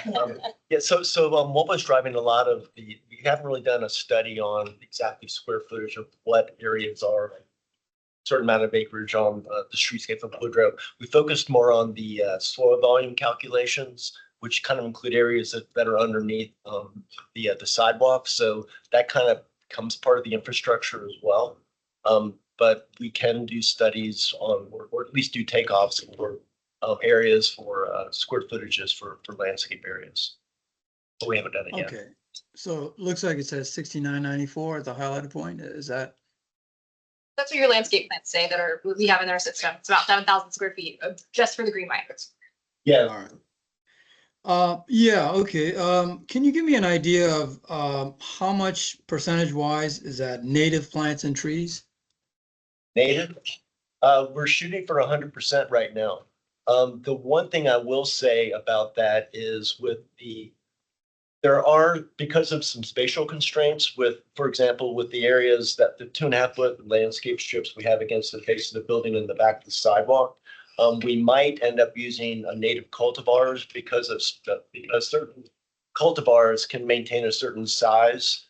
For example, if we use a shamrock inkberry, it's going to stay 3 feet wide, maybe a little bit more. But if we use a straight up inkberry, it could be like 8 feet tall, 8 feet wide, which you're going to end up having half a shrub against the sidewalk. So it's still a native, but it's a native cultivar. And the trees, all of our trees are going to be native. Okay, thank you. It helps us with the biophilic aspect. It helps us with the biophilic element, pollinators as well as habitat for birds and things like that as well. Okay. I have some questions about water conservation. Is this a good point for that? Yeah, go for it. All right. Does the project have a green roof? The only green roof we have are the bioplanters within and the planting areas within the interior courtyard, because that is overstructure. But on the upper roofs, we do not have green roofs. All right. Does the project recycle any gray water? Just storm, not really. We're not planning on reusing water. We're not planning, just capturing the storm water. Sure. Fair enough. I have a question regarding recreational amenities. Are there any amenities for the residents? Is there a gym or workout area, anything like that?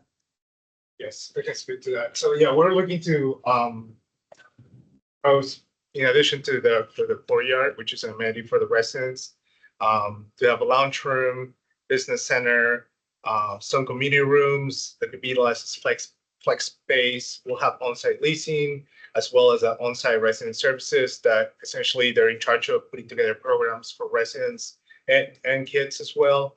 And then we also look, so as we go through this process, we start kind of diving into the programming based on the needs and based on sort of the population. So sometimes we'll end up proposing whether it's a fitness room or a music room, and that would be forthcoming as we go through our actual programming process.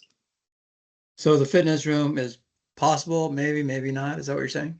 Yes. Okay. And great. Just last one set of questions. Regarding cooking appliances, is that electric, gas? Can you give me an idea? Electric. All right. How about hot water heating? Electric too. And heating and cooling? Correct me. I believe we're doing electric. Yeah, the HVAC system, yeah, electric cooling and heating. Okay. All right. Thank you. That's all I have. We're going to go to Elizabeth, and then we sort of started sustainability. Go ahead, Elizabeth, and then anybody else who wants to weigh in on sustainability, or if I missed anything on open space. Go ahead, Elizabeth. Elizabeth, did you have your hand raised, Elizabeth? No, if you are asking about Elizabeth Prio, I do not have any questions. Okay. So sustainability question. Yep, go ahead. I do. So we were talking, my colleague here nicely teed up the issue. Arlington County is really pushing to be more climate friendly, more sustainable, both in the short term and the long term. Energy efficiency and cost reduction are key priorities. So why is the project only seeking LEED Silver? And I understand it's not required to do more, but given the focus of this county and the benefit to residents and the county as a whole, why only LEED Silver? So I can start, but so we've looked at it. I think we were somewhat close to kind of getting to in terms of the points to LEED goal. But we're not quite there yet, and essentially there's added cost as it comes with achieving LEED goals, because a lot of that plays into sort of like the quality of the windows, and sort of how so all these different features and components that the building would have to have. Financing is also pretty tight, so At this point, it's a wish, it's something that we would like to do. But I think we also have limitations as far as how much we can do. We can continue to kind of play with that scorecard and make, and try to sort of, try to get to lead goal if possible, but we don't also want to overcommit to something we might not be able to deliver. Okay, and then a related question, we just talked about all the residents will be fully electric, but there was a comment that the project may use gas-fired central DOAS for central ventilation. Do you know, is there a specific plan to use gas-fired, or is that still I think we're still an open question? Not sure about it. No, that's not 100% decided, I don't think. Okay, because that is not highly efficient energy, and I would just strongly encourage you to pursue an option that is cleaner and more energy efficient. That's fine. Balance and sustainability.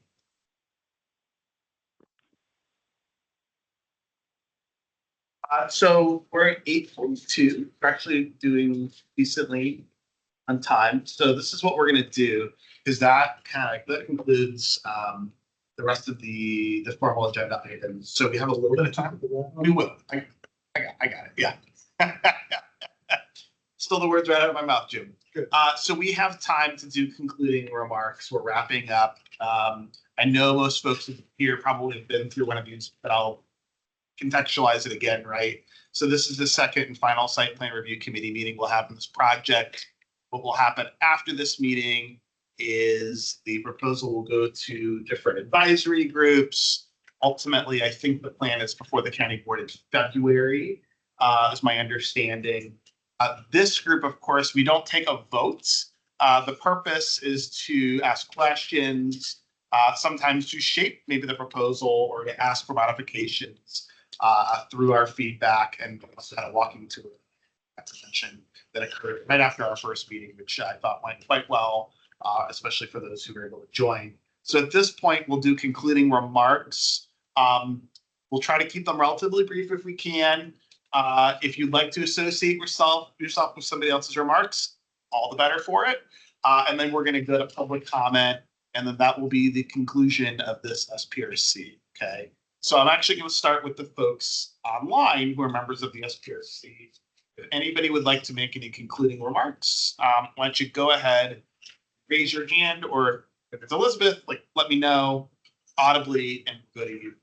So anybody online that's a member of the SPRC who'd like to make a concluding remark, go ahead and raise your hand now. If not, close. All right.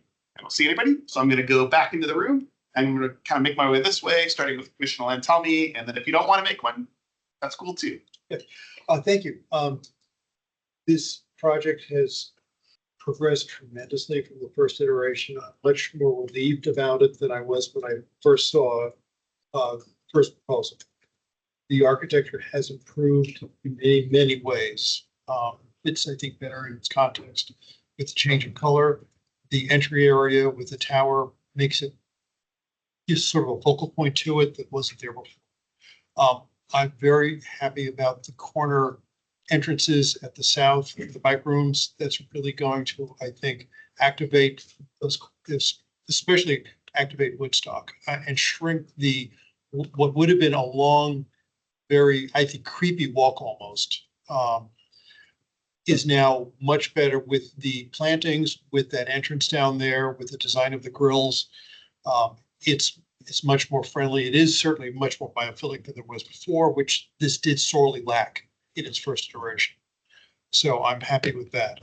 I'm now comfortable with the parking situation after having, I followed Commissioner Amadeo's lead and actually went out there a few times in the early evenings and early on a weekend morning and saw both the street parking and the parking in Leckey Gardens itself. And there really is, all the times I've been, again, this is anecdotal, but there were many open spots, both on the street and definitely within Leckey Gardens. And clearly, since all the units are being used, people, not everybody has a car or is using a car. There were just a lot of double-digit empty spots. I would strongly encourage True Ground to have a large number of the, as they're proposing to do the permanent supportive units. They're sorely needed anyway in the county. It helps reduce the need for parking also. So I strongly urge as many as you can have their do that. And I will probably be asked that if you have a number, because I know that was still undecided. So if you can nail that down better, appreciate it. Yeah, overall, I'm feeling much better about this project than I did like 2-3 months ago. So thank you for the changes. Yes, I concur with all those comments. As I just want to reiterate about 21st Street North, see if we can work with the county and more so for the county to see if we could bury those lines. I think that would be an improvement to the project as well as the neighborhood. And also, I do want to reiterate Commissioner Peterson's comments about the bike lanes. I feel like in this area, since we're transforming it, and instead of ripping up the roads later on, might as well just put the protected bike lanes in now. Thank you. I think I said my stuff pretty comprehensively. I think the only point I'd make is that there are relatively small adjustments that could be made in the plan that could give the landscape architect even more leeway to do even better and to create a little mini urban forest around this building. So I really hope undergrounding the wires, things like that, that those are given some serious consideration before you bang the gavel on this. Thank you. On behalf of Waverly Hills, I'd just like to say that I'd like to reiterate that we would appreciate if True Ground would look at 7.5 stories if they're having a financing problem. We would like improved architecture with parking submerged so that we don't have these 3 sides of blank walls. We don't believe that 11 stories was ever allowed by Plan Langston Boulevard, and now it's 11 stories. And we are curious why all the surrounding developments in site plan are providing sufficient parking for wealthy people. Walgreens, I believe, is 1.2. Kensington is sufficient. Waverly Ridge is 2. We just believe that poor people also deserve sufficient parking. They deserve to have parking because they have many of the same needs as the rest of us. Just again, thank you for the biophilic additions that you've made to the project since the last meeting. I look forward to seeing some options for the grates that add to the streetscape instead of just solely accompanying the garage and making it feel dead. But I think the biophilia that you added does with that a lot.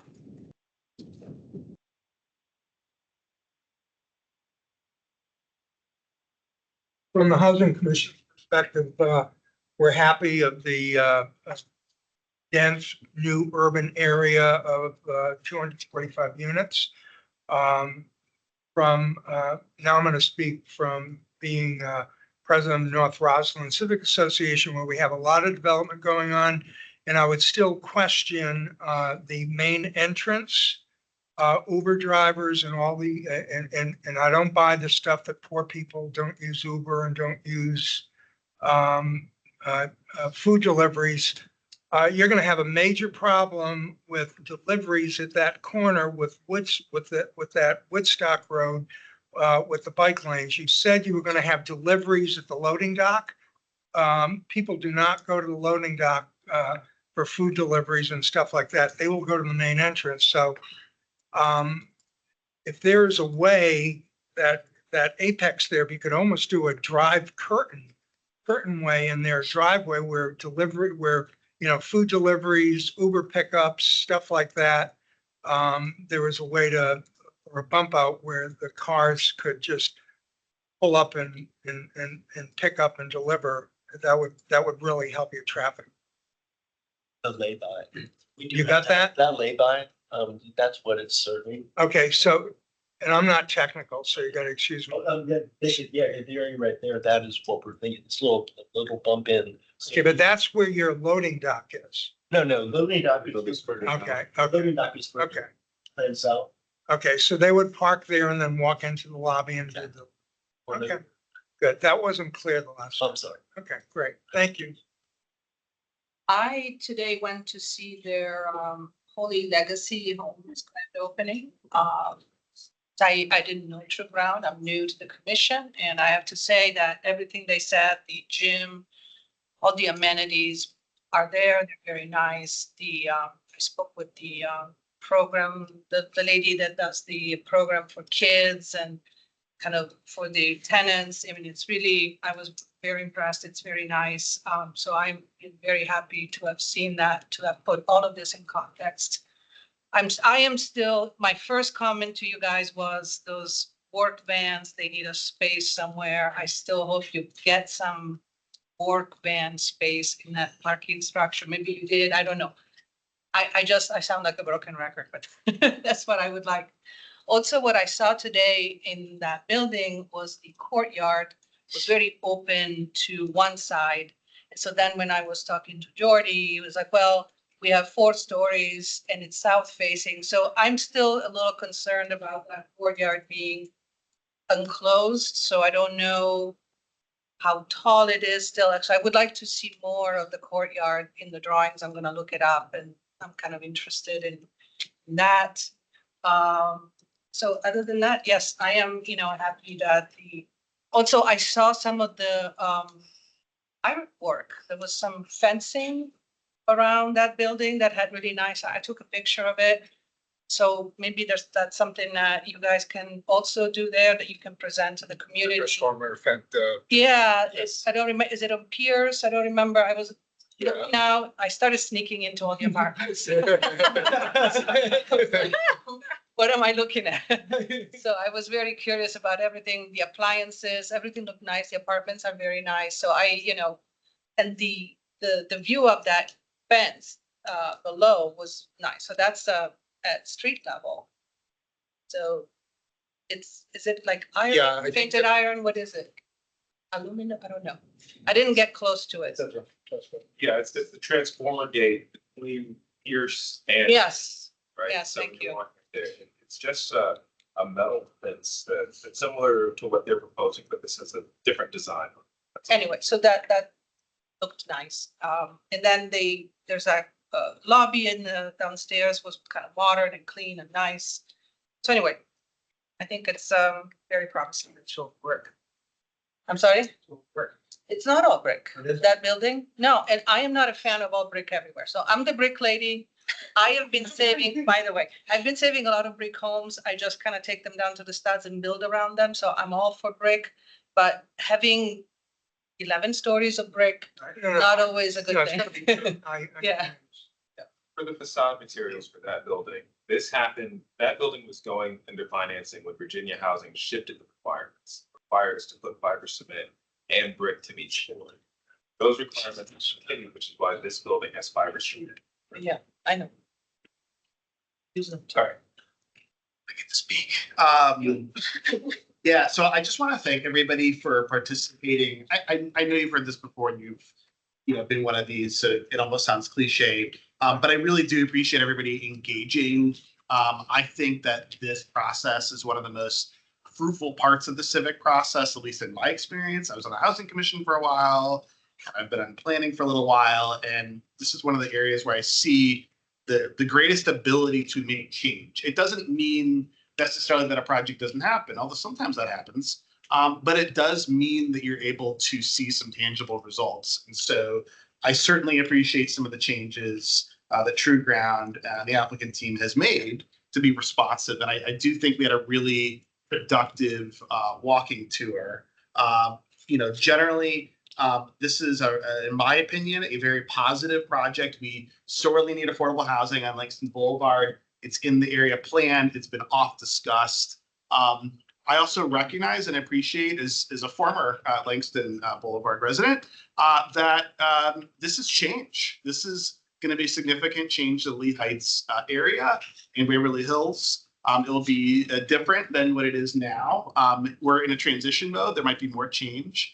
I know that there's still some ongoing disagreement about what the area plan prescribes, but that decision was made, and now we're moving forward, right? And so I think we've affected a lot of positive change, and I think you can look at some of the properties that True Ground has done over the last several years. I've mentioned Gillian Place, which I adore, near me on Columbia Pike, as really a great example of there being concerns, and then that has had a positive impact on the community. A lot of concerns about parking, very well founded, hasn't been an issue in my experience. One last thing I do want to note, I think it's really important that we talk about affordable housing, that we remember we're talking about people. You know, these are human beings. They're not just poor people. Okay. 90 folks who live in these projects may make up to 60% area median income, and that's because that's the financing formula, right? Those are the rules, and that's who we're serving. You know, if you're a family of 4 right now and you're making up to 60% area median income, that could be close to, I think, $100,000, right? A lot of people are making a lot less than that. We're looking to serve as many folks as we can, but it's really important that we always have respect. We're all neighbors in this community. The other thing that I think I would respectfully disagree with is that, you know, True Ground has done a lot of these projects. We have a lot of other applicant partners who've done projects who have sought lower parking ratios. And they seem to be working out okay for the most part. When we insist on more parking in a project, that has a real financial cost. And so I understand the concerns, but the flip side of that is when we overpark a project, it adds $25,000, $50,000, $75,000, you know, per spot to a project. Right now, with our affordable housing investment funds, we're leveraging, I think it's about 125,000, maybe more per unit. So like when we're spending that, it's loans, but it's like 125K of county funds. But then when we insist on a parking spot, it's like kind of a wash, right? So it's not that we shouldn't have sufficient parking. It's just we really need to be very, very thoughtful and not just react, right? And so we have parking studies and we do the best we can in planning, but sometimes it may feel underparked.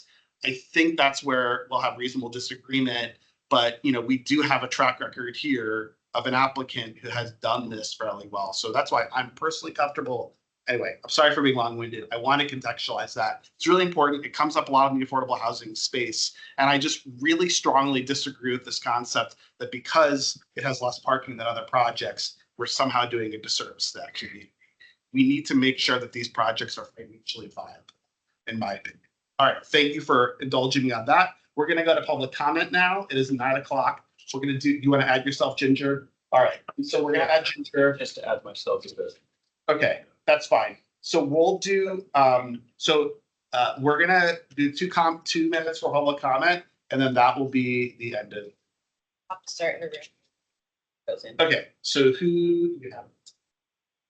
I didn't have the names from everyone, but Elizabeth Slanters. Okay, Miss Slanta, you're here. Yeah. Hi, my name is Elizabeth Slanta, and I'm a lifelong resident of Northern Virginia. And my home is at the corner of Woodrow Street and 20th Road. And my driveway faces Leckey Gardens. I am very concerned about the parking. The proposed rebuilding is to construct 10 to 11 stories with 249 units and only 218 parking spaces, which will leave many units underparked. And this increase is a 6-fold increase in parking density from what we have right now. And these apartments are planned as family units. They're not senior housing. And Waverly Hills is transportation oriented, not a transit oriented neighborhood. Vehicles are needed to get to work and to do work. With the elimination of the 3Y bus, the service was eliminated and residents' vehicles are already filling the streets. I see this. We're competing with a number of other apartments and condos. I've been living here a long time and I see this. Leckey Gardens residents, perhaps half, have 2 vehicles, a work pickup and a utility van and a family car. Surrounding roads have parking spaces taken. Please ensure this building does not create an undue strain on our neighborhood. Also, the zoning allows for 11 stories, and we object to the 10 or 11 stories, and we prefer the mid-level density of 7.5 stories. And if this density is allowed, the project will set a precedent for higher stories and less parking, making surrounding buildings too dense in my neighborhood. The parking garage egress on Woodrow will create a problem. Woodrow is narrow, and you're going to make it narrower. Parking is allowed on both sides, and children walking and biking to Dorothy Ham, people with baby strollers, dog walkers, and bikers also. If you mind just wrapping up. Also, finally, the affordable housing residents should receive the same amenities in the buildings. The entrance to Woodstock Road and 21st should include a circle drive for vehicles to drop off or pick up residents, and also prevent a dangerous situation for cyclists and walkers, and not create backups on Woodstock Road. And I thank you very much. Let's see, our next speaker, we'll go with Joan McIntyre. Yeah, good evening. I'm Joan McIntyre. I'm a Cherrydale resident. But I'm also speaking tonight. I'm speaking for Eco Action Arlington and Faith Alliance for Climate Solution, their Arlington hub. We strongly support expanding affordable housing in Arlington, and the 2, 3, and 4 bedroom that will really make a much needed addition for family size units. We are disappointed, though, in the minimal sustainability commitments for this project. They are not consistent with the Langston Boulevard area plan for sustainable and energy efficient buildings. More to the point, they appear to be short-sighted and not in the best interests of the future residents. A high-performing building envelope would help reduce costs for residents in heating and cooling, and would also make the building more resilient in the event of power outages, keeping cool or heat in for extended periods. The proposed gas boiler for the ventilation system is the least efficient option available, and would lock in the use of climate warming fossil fuels for decades.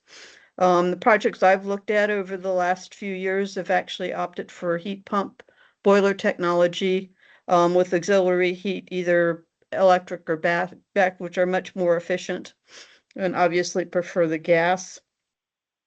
They should also be looking at keep pursuing options for heat pump hot water technology. It's much more energy efficient than the proposed electric resistant in-unit water heaters.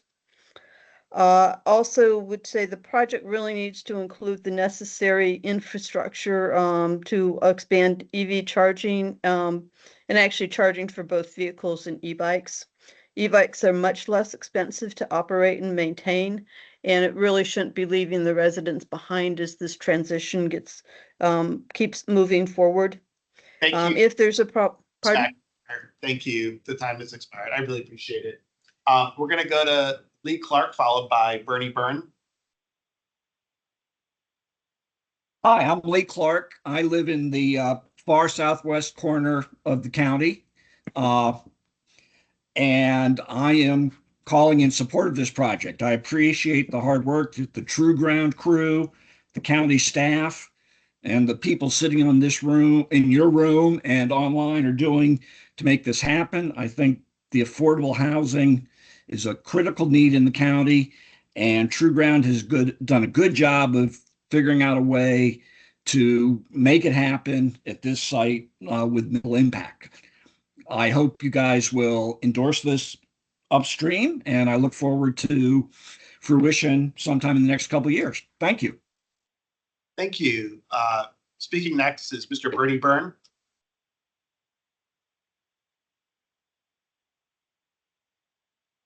Mr. Byrne?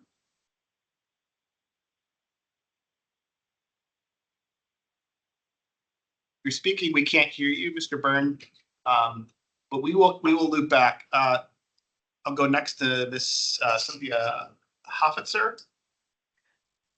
Yes, I'm Cynthia Hofteaser, and I live in Gleebwood, across Glebe Road from this property. And the affordable housing is not the issue, but this is not an appropriate development for this site and the neighborhood. It is too tall, it is too dense, there is not sufficient parking. And we're not even talking about the impact to stormwater, to the schools, to the parks, to the libraries. If you want to catch a bus to get to Safeway after rush hour, you're going to go once or twice an hour. That does not mean it's accessible for folks by public transit. Who's going to ride a bike at 25 degrees to go get their groceries in this weather for a family? So many of these issues are not well thought out for the site. I would like to dig deeper into your data, particularly for places that haven't had, you were talking about parking lots not being full. I think the previous speakers, we already have the impact in our neighborhood of vehicles that are not in our neighborhood because they're not going to pay for parking, there isn't sufficient parking, or they can't get their work vehicles in there. I have commercial vehicles parking in a private neighborhood now across the street of people in a dense, not affordable housing, not paying for parking. I think that this is an unrealistic project for the site and it needs to be scaled down, and they need to listen to the neighbors. Those neighbors next door are going to have shade 100% of the time, and I'm very disappointed. Thank you. We're going to go next to Ms. Kathleen Freeman, followed by Alice Hogan. Kathleen Freeman. She said you can't speak today. Okay, we'll go next to Alice Hogan. Good evening, thank you. Again, Alice Hogan from NVAHA, the Northern Virginia Affordable Housing Alliance. I listened carefully to the different presentations. I'm really impressed with the progress that has been made on this project. I echo everything that Eric Berkey was saying about the value of the SPRC process, the responsiveness of this developer, the cooperation and the listening that goes on back and forth really brings us to the best possible project in any neighborhood. So I want to thank everyone involved for making that happen. We had a deep parking conversation. I think the data is there. It is very concerning. It is very tricky, but I think we need to look forward into the way people are going to use transit and not use vehicles as much as they do today. And this is a building that will, be here 50 to 100 years, and there will be very different behavior in the future. And I think we need to kind of gauge ourselves in that direction.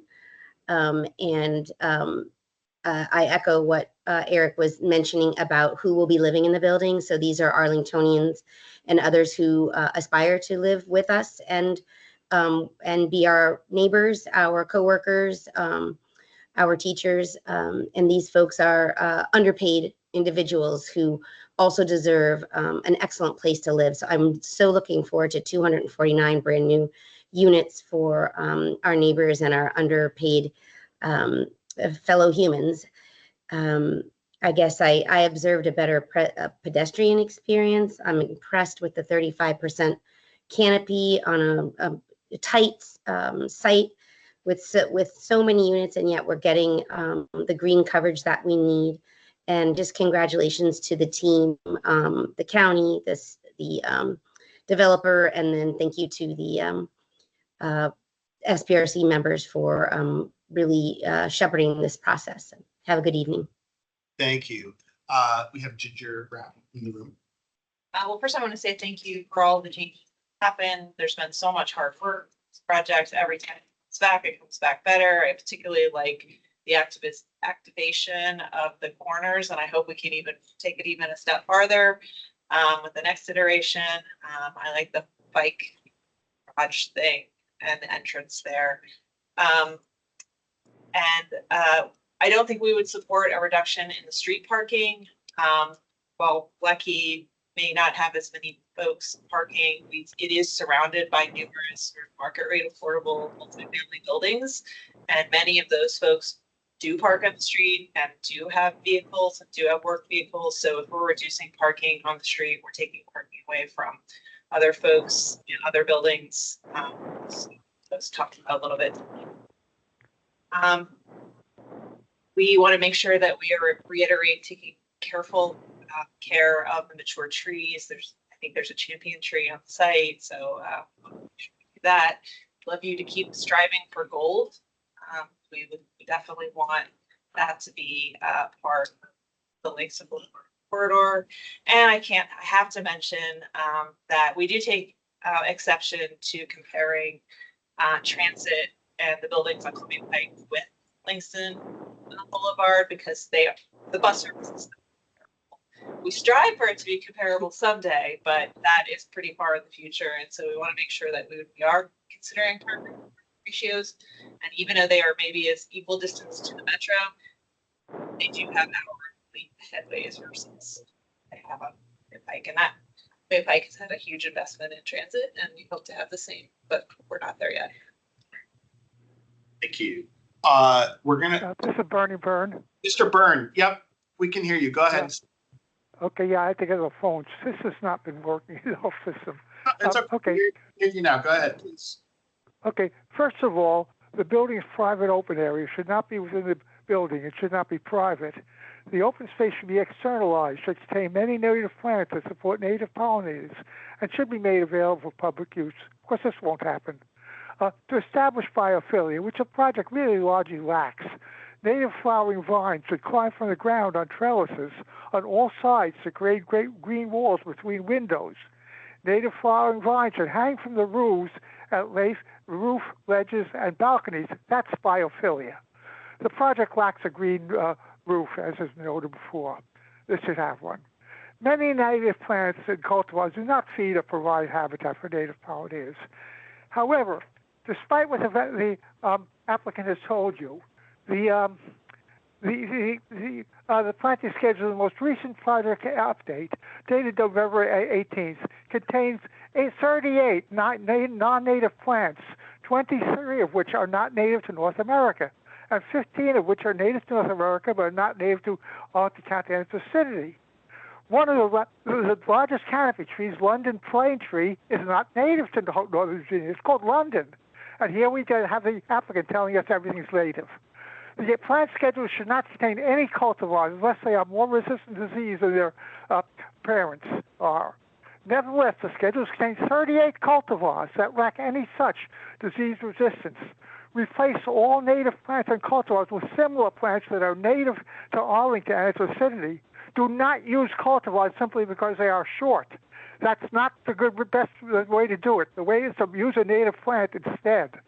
The planting schedules do contain common milkweed, Asclepias syriaca. That's not the only thing good about the project. This is good because the studies have shown that more than 80% of monarch butterflies overwintering in Mexico are fed on common milkweed caterpillars. The project will only be LEED silver. It should be LEED gold or LEED platinum. Although the project will contain affordable housing units, that is no. Up next, we'll go to Jim Todd, who's in the room. Yes. So thank you very much. I have been really impressed watching this process, how much the building has changed. I want to echo that Ginger said, that Alice said. I think that the developer has been really responsive. It is a tough series of trade-offs that everyone's facing. I think the developer's explanations for why the parking ratio might look low have been very convincing to me. I think the developer's explanations for why they need the building to be the mass and the size it needs to be to sort of make it all add up have been very convincing to me. I also think the developer has been very responsive to the suggestions of both the public and the commission members, and I really, really appreciate that. I almost want to end with a question. I'm uncertain what happens next in terms of, is this the end of the SPRC process? Will the additional recommendations that come out of this meeting the developer has to address? Because we're about to have another meeting at a few blocks down Langston next week. And that building feels, and that process feels much more unfinished, much more uncertain, and I'm really curious. And I'm thinking, I came to this to see what's going to happen at that meeting. And to understand, and I hope that we have as good an outcome with that building as we seem to be, reaching on this compromise here today. I can weigh in real quick. So what will happen is, like I said, we don't take votes at these meetings. SPRCs don't take votes. So, the applicant will absorb the feedback. Staff is taking notes as well, right? But it's soon going to kind of go to a process of going to advisory groups, sort of some final review. It's really kind of on it's going towards the county board. It's on that path at this point. for their consideration. So there could be changes. I don't know. I'm not the applicant. I'm not staff. But at this point, this process has ended. And that's where likely the next step is planning commission, transportation, housing, et cetera, county board, probably February. Can I ask one last tiny question? How often do you set third or fourth SPRC meetings, or do you guys really stick with 2 these days? I mean, again, if not for this project, but I can weigh in. I mean, because it's always a planning commissioner who will chair. A lot of projects are 2. If it's unique, sometimes it might be only 1. But like Tenley can speak to this. Like River House was like 5 plus long range planning, which Jim was involved in, and so it depends. It depends on the size and scope and complexity and all that. I do want to make sure we get to Mr. Henkin, who's our last public speaker. Yeah, thank you. Go ahead. Chance to speak. This is delightful, informative, and I commend the people for the hard work you've all done. For the record, from Donaldson Run, we align ourselves with the comments from Waverly Hills, from Gleewood, and Ginger's comments about parking as well. So with respect to parking and traffic, you might sit there for 30 years before you get buses up and down Lexington. That's a long time to deal with inadequate transit, inadequate parking for people who are going to want to park at that site. Personally, I went to Lee Heights the other day. I couldn't park by Wolf to get my dog's teeth cleaned. I had to go to the parking lot that was open for the current Leckey Gardens to find a place to park. It is a storm there, and it will not get better. So you just got to recognize what you're dealing with here. Okay. Thank you. Thank you so much. Okay. Well, thanks everybody for hanging in there an extra 18 minutes. This concludes our SPRC for Leckey Gardens. Thank you very much. Yeah. Sure.